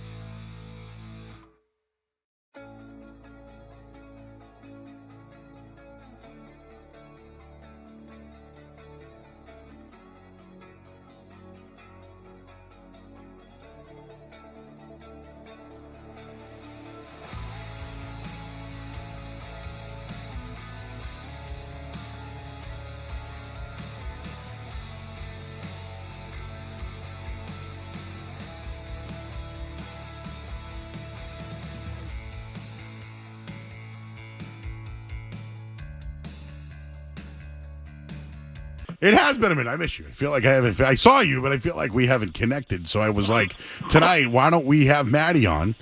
Well, what can my team be? It's all about the potential, you know. So I would say for sure. Yes, in Boston, but for sure everywhere else too. Yeah, Matty, with card shows, for example, I would suggest people, if you have cards and you want to sell them, tomorrow's a great place for people to buy. You can also get them graded. You can meet the guys at Card Vault. They'll send them out for you, all that stuff. But, I loaded up a couple of years ago on Mac Jones, Kenny Pickett, Justin Fields. Now, what am I to do with all these cards now? Like, what do I do? So you're right, man. You're going to chase, particularly for football, in each of these sets. Every set kind of has like some sort of short printed version. Like I'm looking at the shop incessantly. What's so frustrating is, they're beating up the Knicks in pretty much every other area of the game. They're winning the rebounding battle.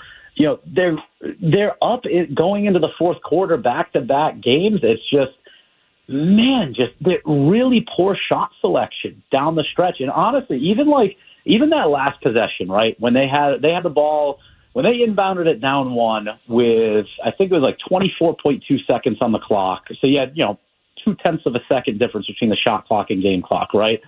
And Tatum takes it down and just drives right in and dunks it. I get it. All right, the lane's there. Go take the lead.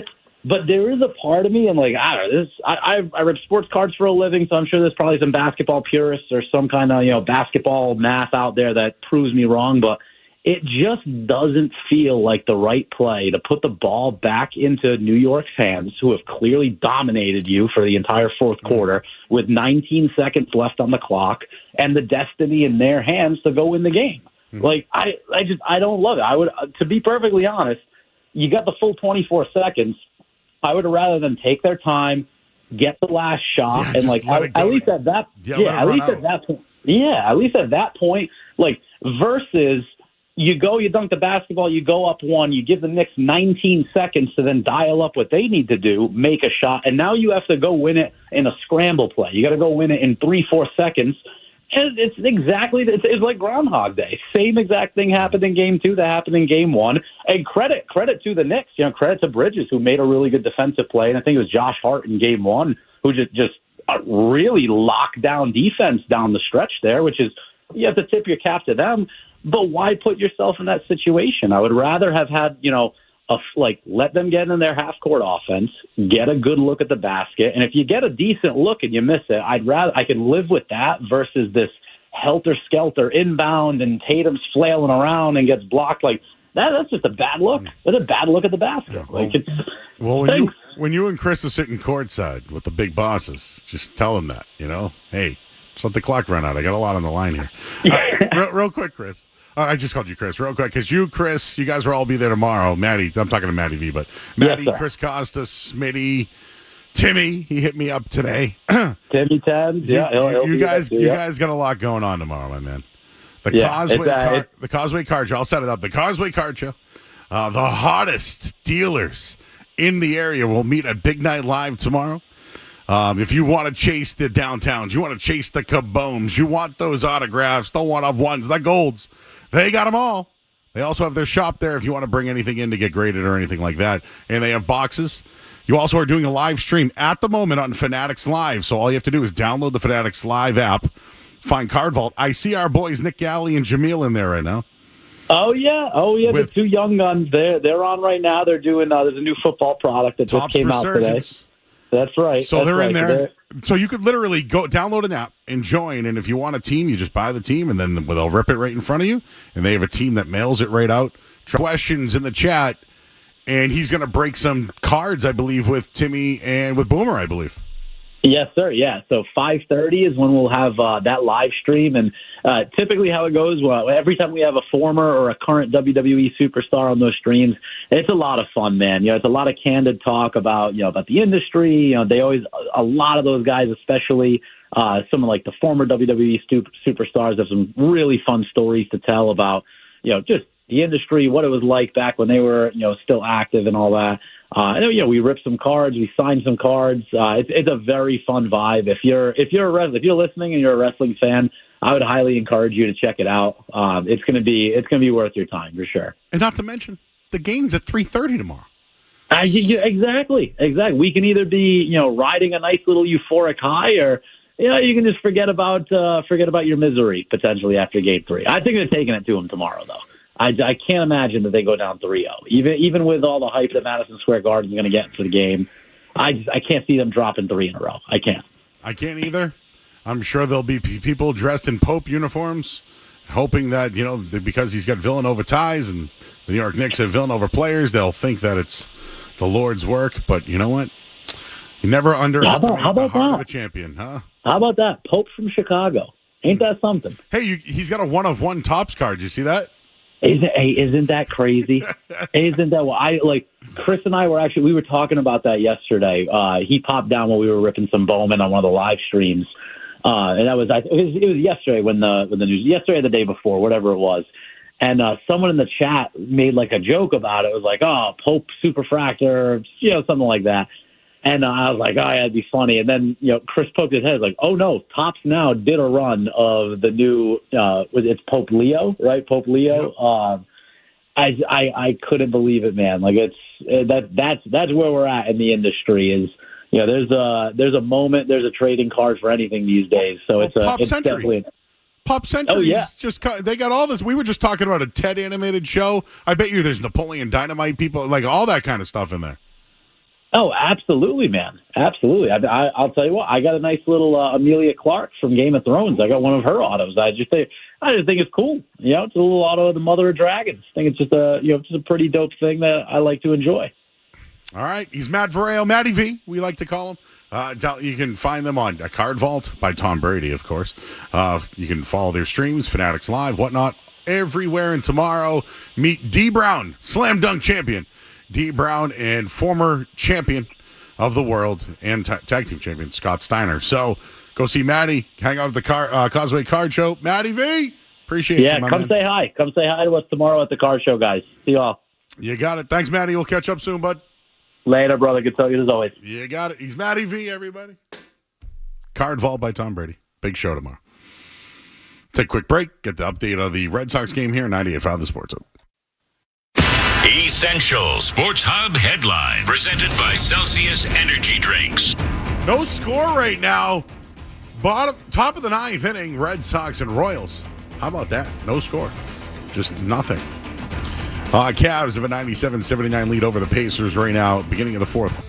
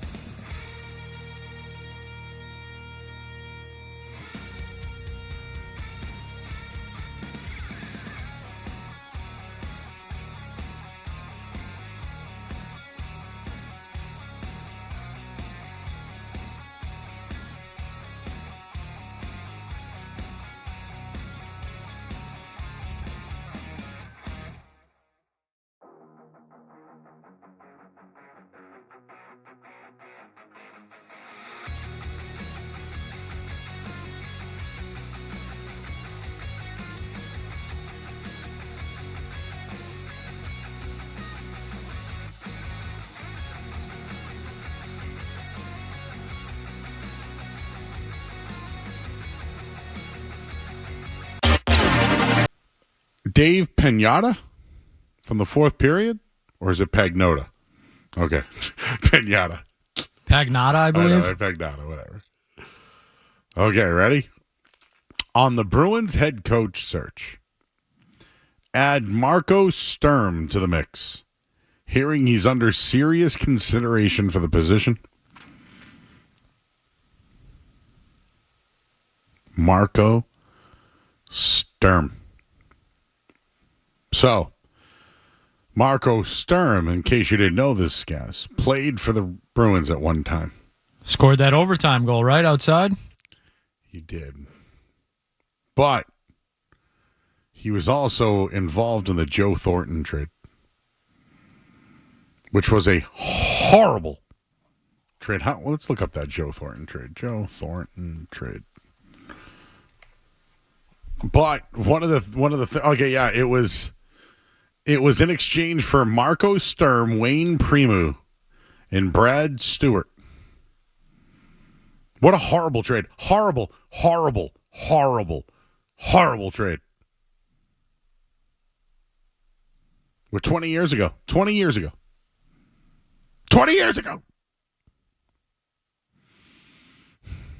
Can you tell I'm triggered? Marco Sturm got hurt. He stunk. He was decent with, he was fine when he was with the Sharks. I think he had 3 straight 20-goal seasons. The lockout happens. They make the trade. He comes to Boston. In his first year, he had 23 goals. But 43 points. Yeah, he actually had back-to-back 27-goal seasons. Yeah. So, if you think about his career, in 4 of the 5 seasons he was in Boston, he scored 20 goals. But he got hurt.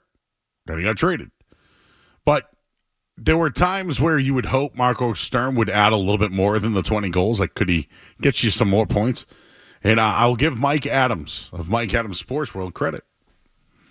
They used to call it the Sturm count. Would he score a goal? Would he get a point? I'll say this about the guy. He's really taken over the Germans in hockey. And he got them to the silver, in 20 recently.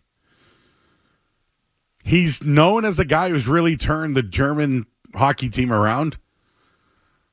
When the Kings made their changes, they hired him as an assistant. He is a riser. I'm out, though. I'm out. You can't sell me Marco Sturm. I'm sorry. You can't. You can't do it. Won't do it. He might be really a great coach. I can't do it. Mark Savard, at least I'm in. Guy was a good player. But is it weird that now they're bringing Chara back into the fold? And the names that are floating out there are Sturm and Savard. Those were the guys that tried to start this rebuild. It's almost as if they're wondering how to start it back up again and bringing those guys in. It's weird. Didn't think I'd be doing hockey talk right now, but anything on Rick Tocchet? Are you seeing anything, Skaz, on that one? Saw him on TV tonight, Joe. He's doing a little in between the periods. Rumblings that he's one of the top candidates for the Bruins, but I've not seen anything concrete. I'm happy it's not Quenneville, though. I'll tell you that. I can't have Marco Sturm as the coach. Can't do it. I can't. I want to give him his flowers. He's been very good for the development of hockey in Germany. I take him over Peter Laviolette.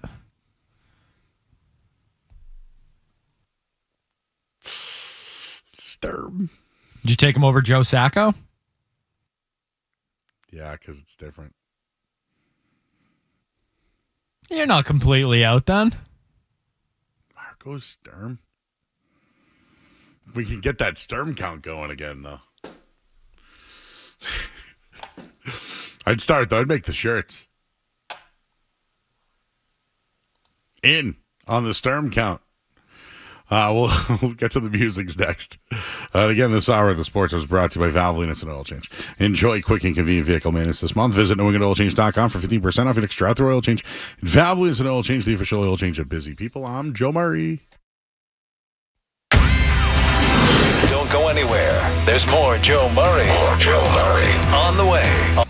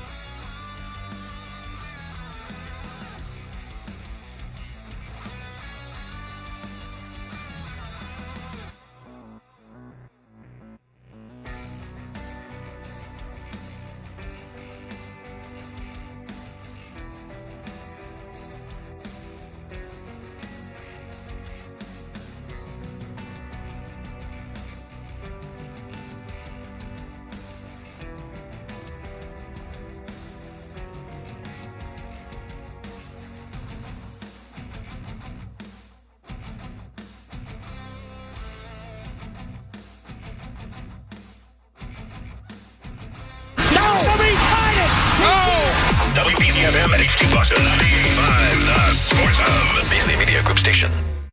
Sports Hub headlines. Presented by Celsius Energy Drinks. Well, the Red Sox are in extra innings right now. Top of the 10th. No score. Royals, Red Sox. Sedon Raphael up at a runner on second. Let's see what happens. The Red Sox earlier today, their owner. Oh, never mind. The owner went out and saw Rafael Devers today and to talk to him. I have nothing else to add. They don't either. Scores. Well, Cavs up 112-95, 7 minutes to go in the fourth. In the NHL, the Leafs overtime with the Panthers. Later on, it's Winnipeg. They're in action tonight as well against Dallas. Headlines brought to you by Awaken 180 Weight Loss. Give yourself a goal of losing 40 pounds by the 4th. It's doable. It's easy, and your summer self will thank you. Awaken180weightloss.com. I'm Joe Murray. If you've got the app, you've got Toucher and Hardy to wake you up no matter where you are. Or who may or may not have been to jail. Get the app. The 98.5 The Sports Hub app.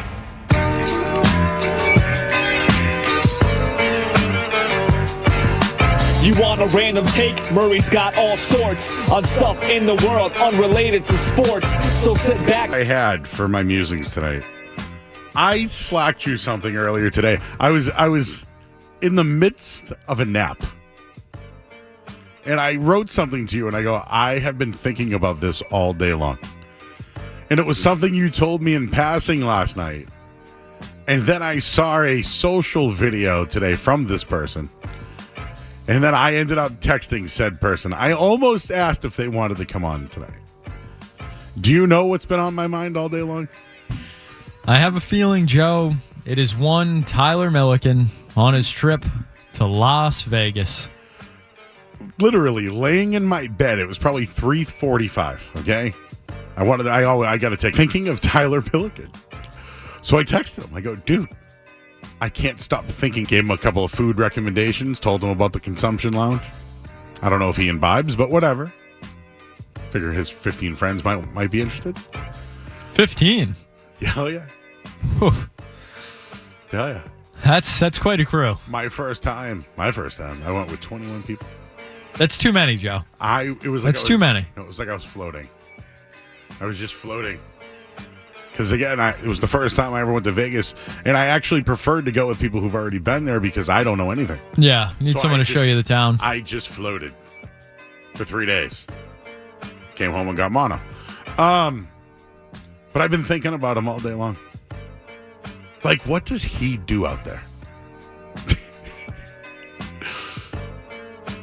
I even mentioned In-N-Out Burger to him because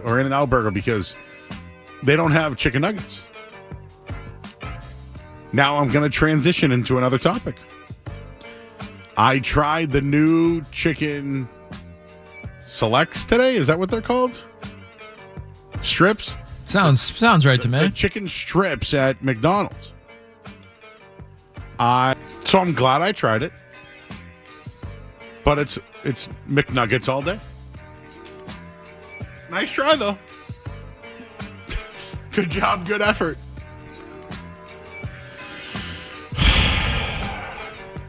Sauce was a little spicy, too. Not sure if I want spice with my selects, or whatever you call them, strips. So you're saying no dipping? I wonder if it would have been better if I dipped it in regular barbecue or sweet and sour. But I wanted to use the sauce because that's what they're like, you got to try it with the sauce, man.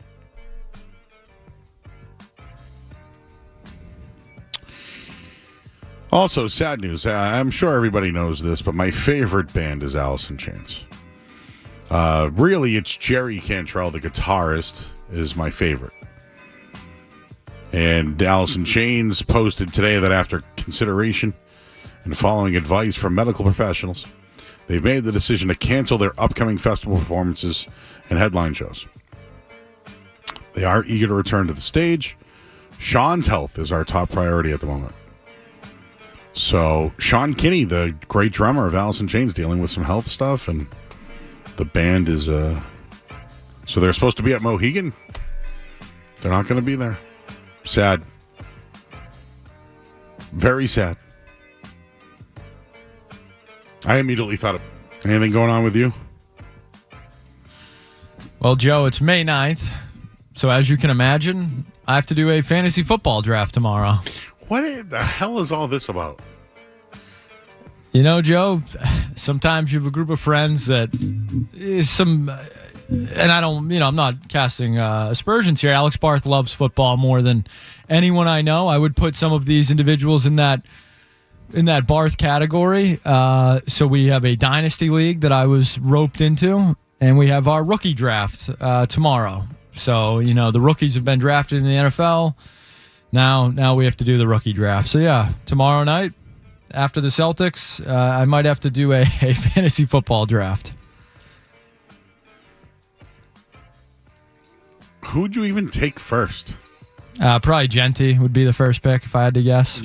Genty would be first? Of all the rookies? It's a rookie draft. Yeah. All the players have already been drafted. Hampton. Okay, there you go. It's probably all running backs, and then you'll see Ibuka and Burden and Kyle Williams. I'm sure will go at some point. Oh yeah. Providence won an OT tonight. If anybody cares, Patrick Brown with the goal. Wow. Just got paid. Bruins could have used a couple of those. But imagine that guy plays on the main roster, but they need some help on the minor league roster. But he could have got his $770,000. But you know what he said? I'm going to go play in the minors and help them win. That's a competitor right there, Skess. You think Devers would do that, Joe? No. And you know what's funny about it is? What's anybody going to do about it to Devers? The owner just flew there. Probably was on his yacht, right?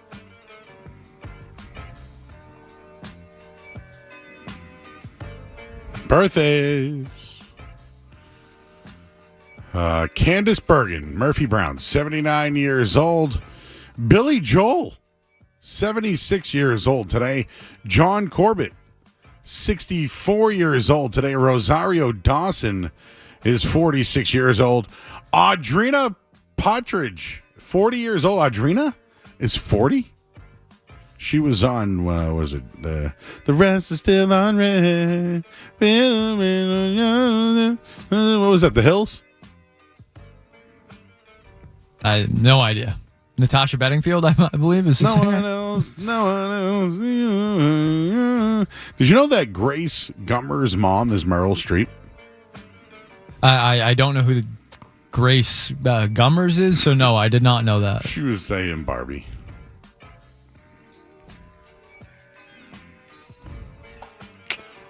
Let's see who. Billy Joel Arities. Shabuzi, 30. Tipsy, Joe. My baby want a Birkin. She's been telling me all night long. Gasoline and groceries. The list goes on and on.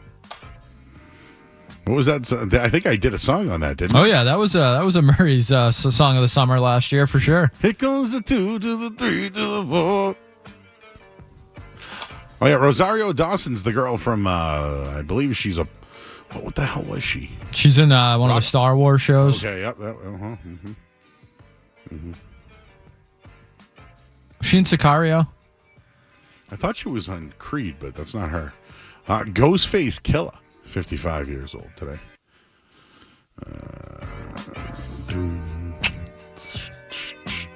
Did you say Stevie Yzerman?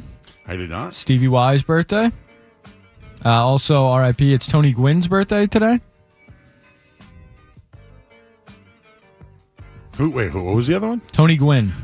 Oh, he could hit. Do you know that I don't think he struck out a lot in his career? Wasn't in the greatest of shape, but man, that guy could hit.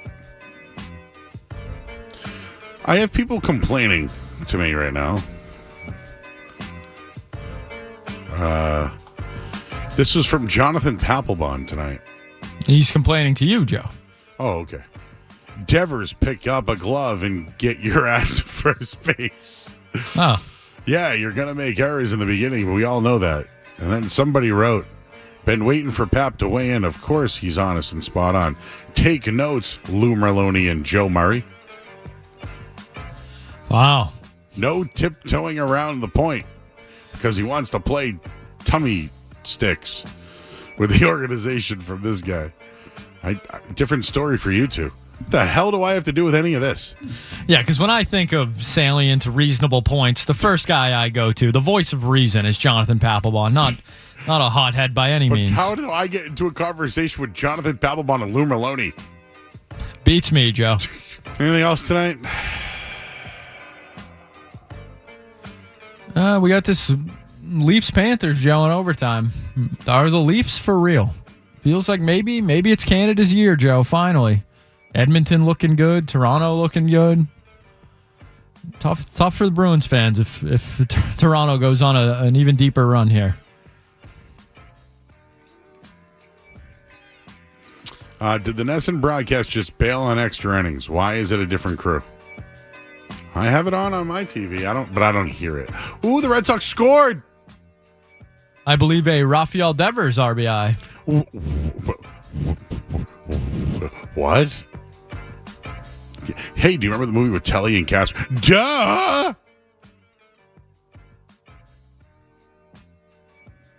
Have you ever seen that one movie, Kids? That movie also got me as a kid. Not when you want to watch. It's not a family-friendly show. Movie, whatever you want to call it. All right, there's the musings for tonight. We'll have more next here on 98.5 The Sports Hub. You're listening to Joe. You're listening to Joe Murray on 98.5. You're listening to Joe Murray on 98.5 The Sports Hub.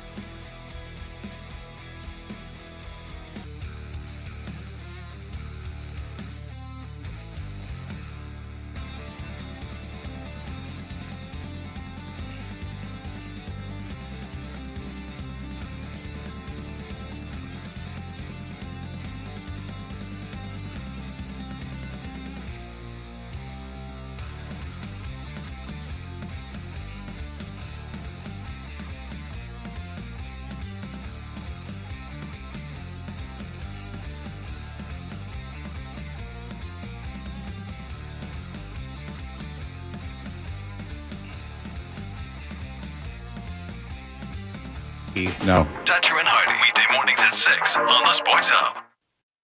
Everybody knows Joe. Just keeps getting better. the Sports Hub. The part where he writes, he says, life like I'm dazing, days after dazing, coming from a place that ain't just amazing. Off to the right in bright light tonight. Take a flight, show's tight, so hype and height.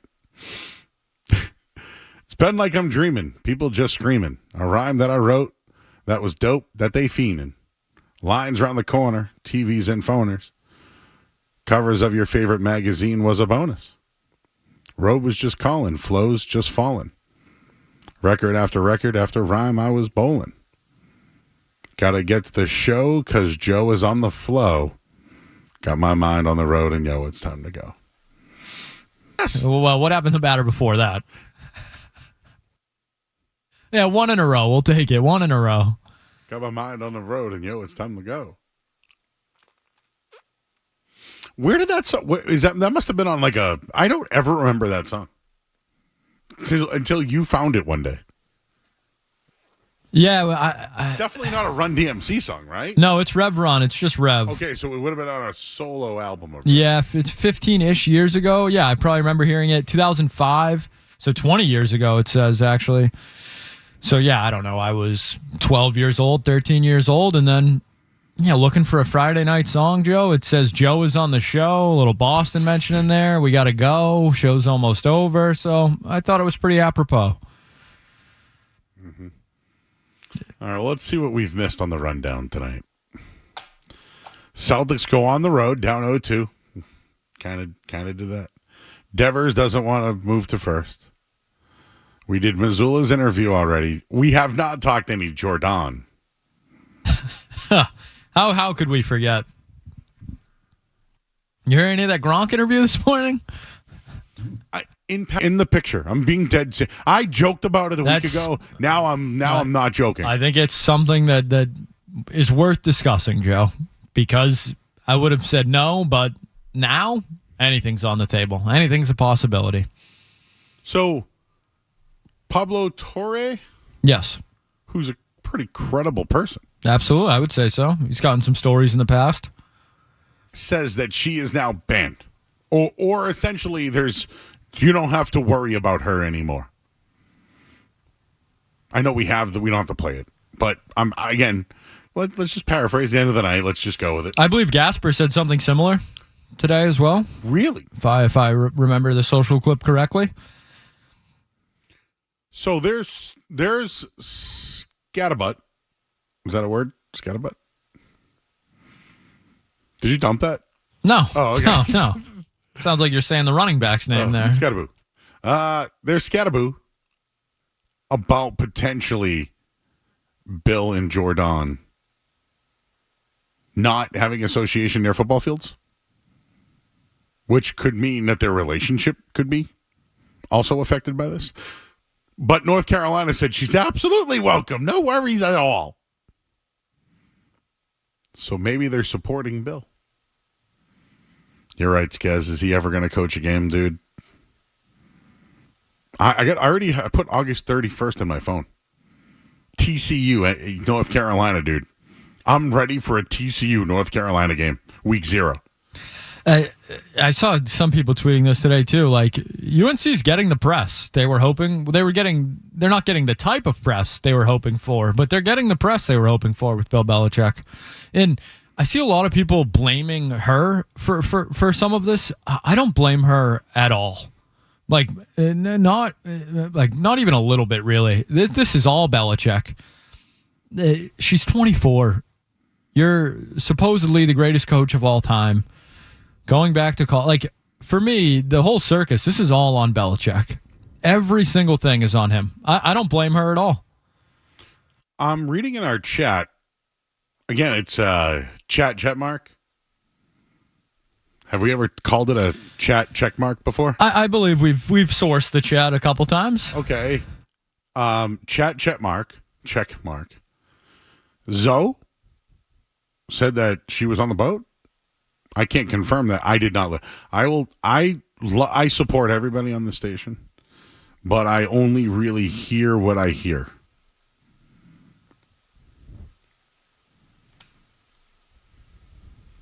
It's all. So this is what somebody in the chat has said. Don't care anymore. I don't care. I know that it's interesting. Bill Belichick, the guy who literally would kick out Alex Guerrero because he was helping the greatest quarterback of all time in his 40s. Yet, now he's running. It's hard to kind of even wrap your head around it. Hey, guys, you know what I'd like to do on the other side? Please. We used to get calls from Miami Heat fans. Sure. Mind if we check in with that show, the Le Batard show? I put it in our rundown, but they made some comments about Jason Tatum. I think we should listen to. You really want to listen to him? I think we should listen to what Miami Heat fans have to say tonight. Well, they're experts on recent championships, right? And Jason Tatum, of course. I think we should do that next here on 98.5 The Sports Hub. Essential Sports Hub headline presented by Celsius Energy Drinks. All right, Red Sox and Royals top of the bottom of the 11th inning right now. 1-1 game. Rafael Devers with the RBI to go up.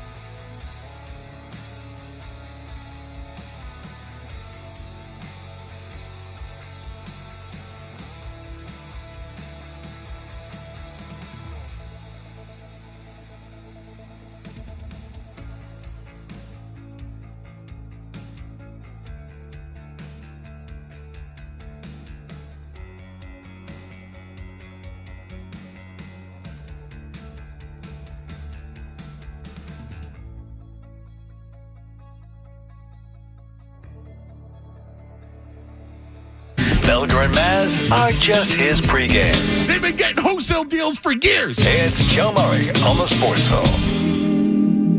Are you fundamentally obligated to fall in love with Jalen Brunson right now?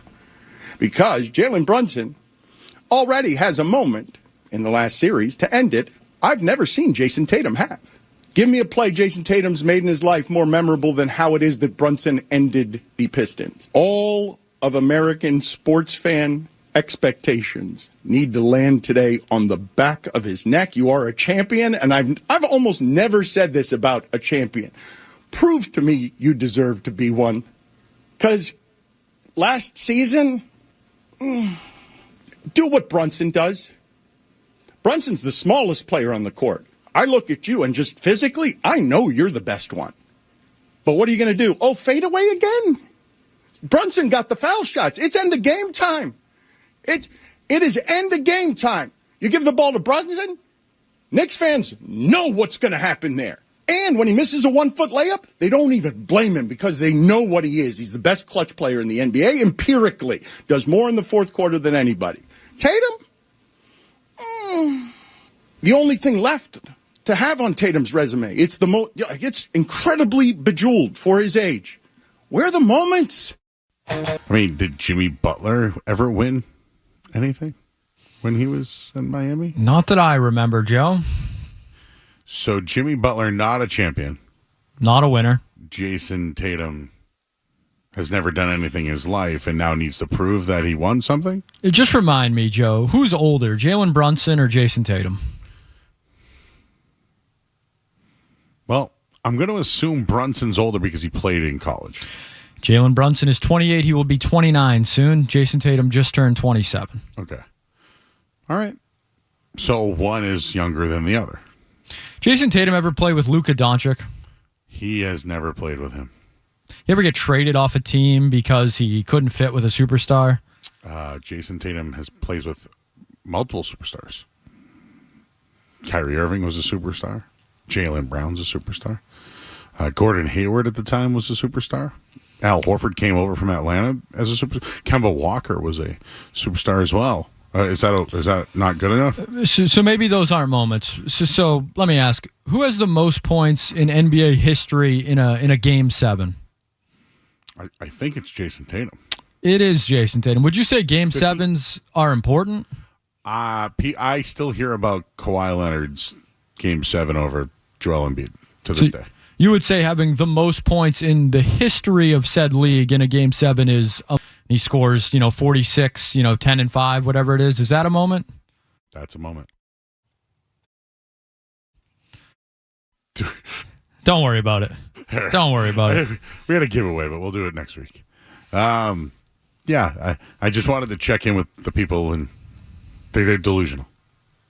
They're going to call us when the Celtics lose, too, if they lose. Yeah, weird. I mean, call me crazy, Joe. I'm the producer of this show.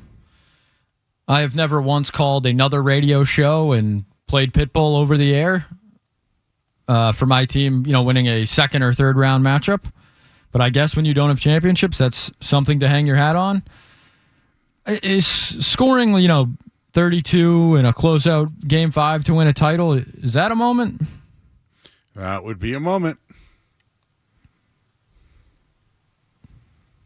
What has Jason Tatum done to these people? Well, he looks soft. You're right. Everybody has this outlook on Jason Tatum that nobody here does. No, I think a lot of people here have it as well. I can't wrap my head around it. Well, I think they just want to keep beating him up until he does something. And I'm sure Le Batard would say the Celtics are stacked. When they won, it was because they had the best roster in the league, a super team.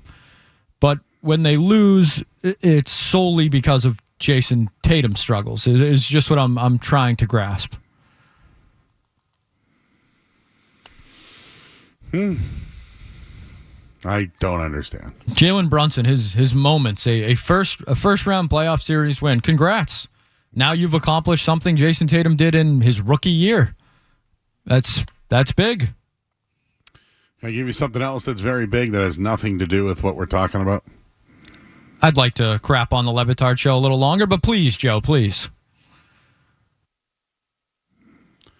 Brad Marchand had the game winner for the Florida Panthers to defeat Toronto tonight. I wonder if they're calling Toronto radio right now and playing some Pitbull. Or, well, actually, they probably don't even care about the Panthers. That, from what I read, that stadium was 70% Maple Leafs fans tonight. So, Brad Marchand had a game-winning goal tonight. That's good. Him and Patrick Brown. Does it hurt? How do you feel about it? I feel good. I feel good, too. Anytime Brad Marchand can inflict pain on the Toronto Maple Leafs, I'm in. I'm in on that. In. And doesn't this help that draft pick? Yes, absolutely.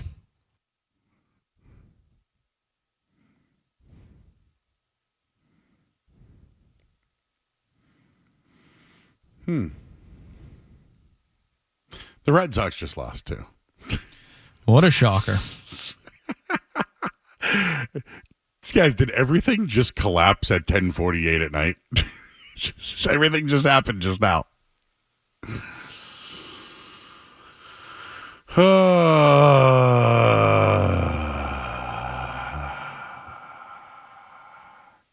Can I at least get some Michael McDonald and Warren G, please? Let's just coming back from please. So the Red Sox lost. Brad Marchand wins. Toronto loses. We got a game tomorrow, though. Let's break that down. Give our prediction tomorrow. Celtics, Knicks, next on the Sports Hub. Don't go anywhere. There's more Joe Murray. On the way on 98.5 The Sports Hub.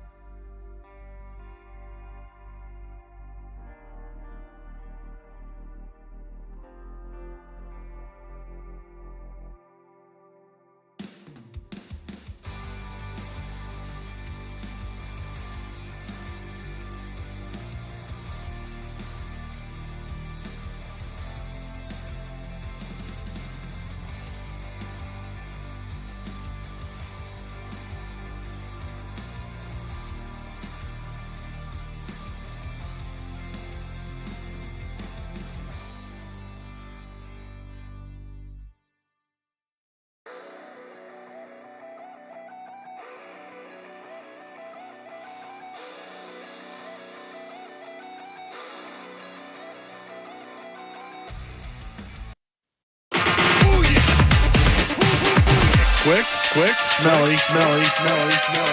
It's Joe Murray on the Sports Hub. Thoroughly think the Celtics win tomorrow. They go over 100 points.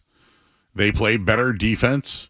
And Skaz, they front run their way to a win. They front run their way to a win. I think they get to the foul line over 15 times tomorrow. 20.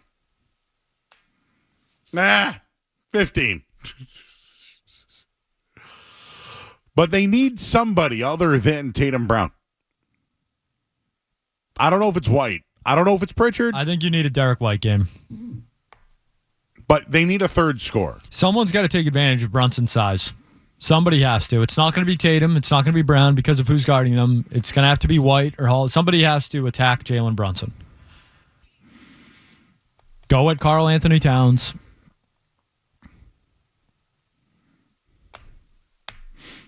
I think Derek White's the guy, too. I'd like to see a little bit more Luke Cornett. Back in New York, back in the big city. I don't know if they would go double big, but it would get Tatum back to... Well, I'm a believer, too, Skaz. Believer in the Celtics winning tomorrow night.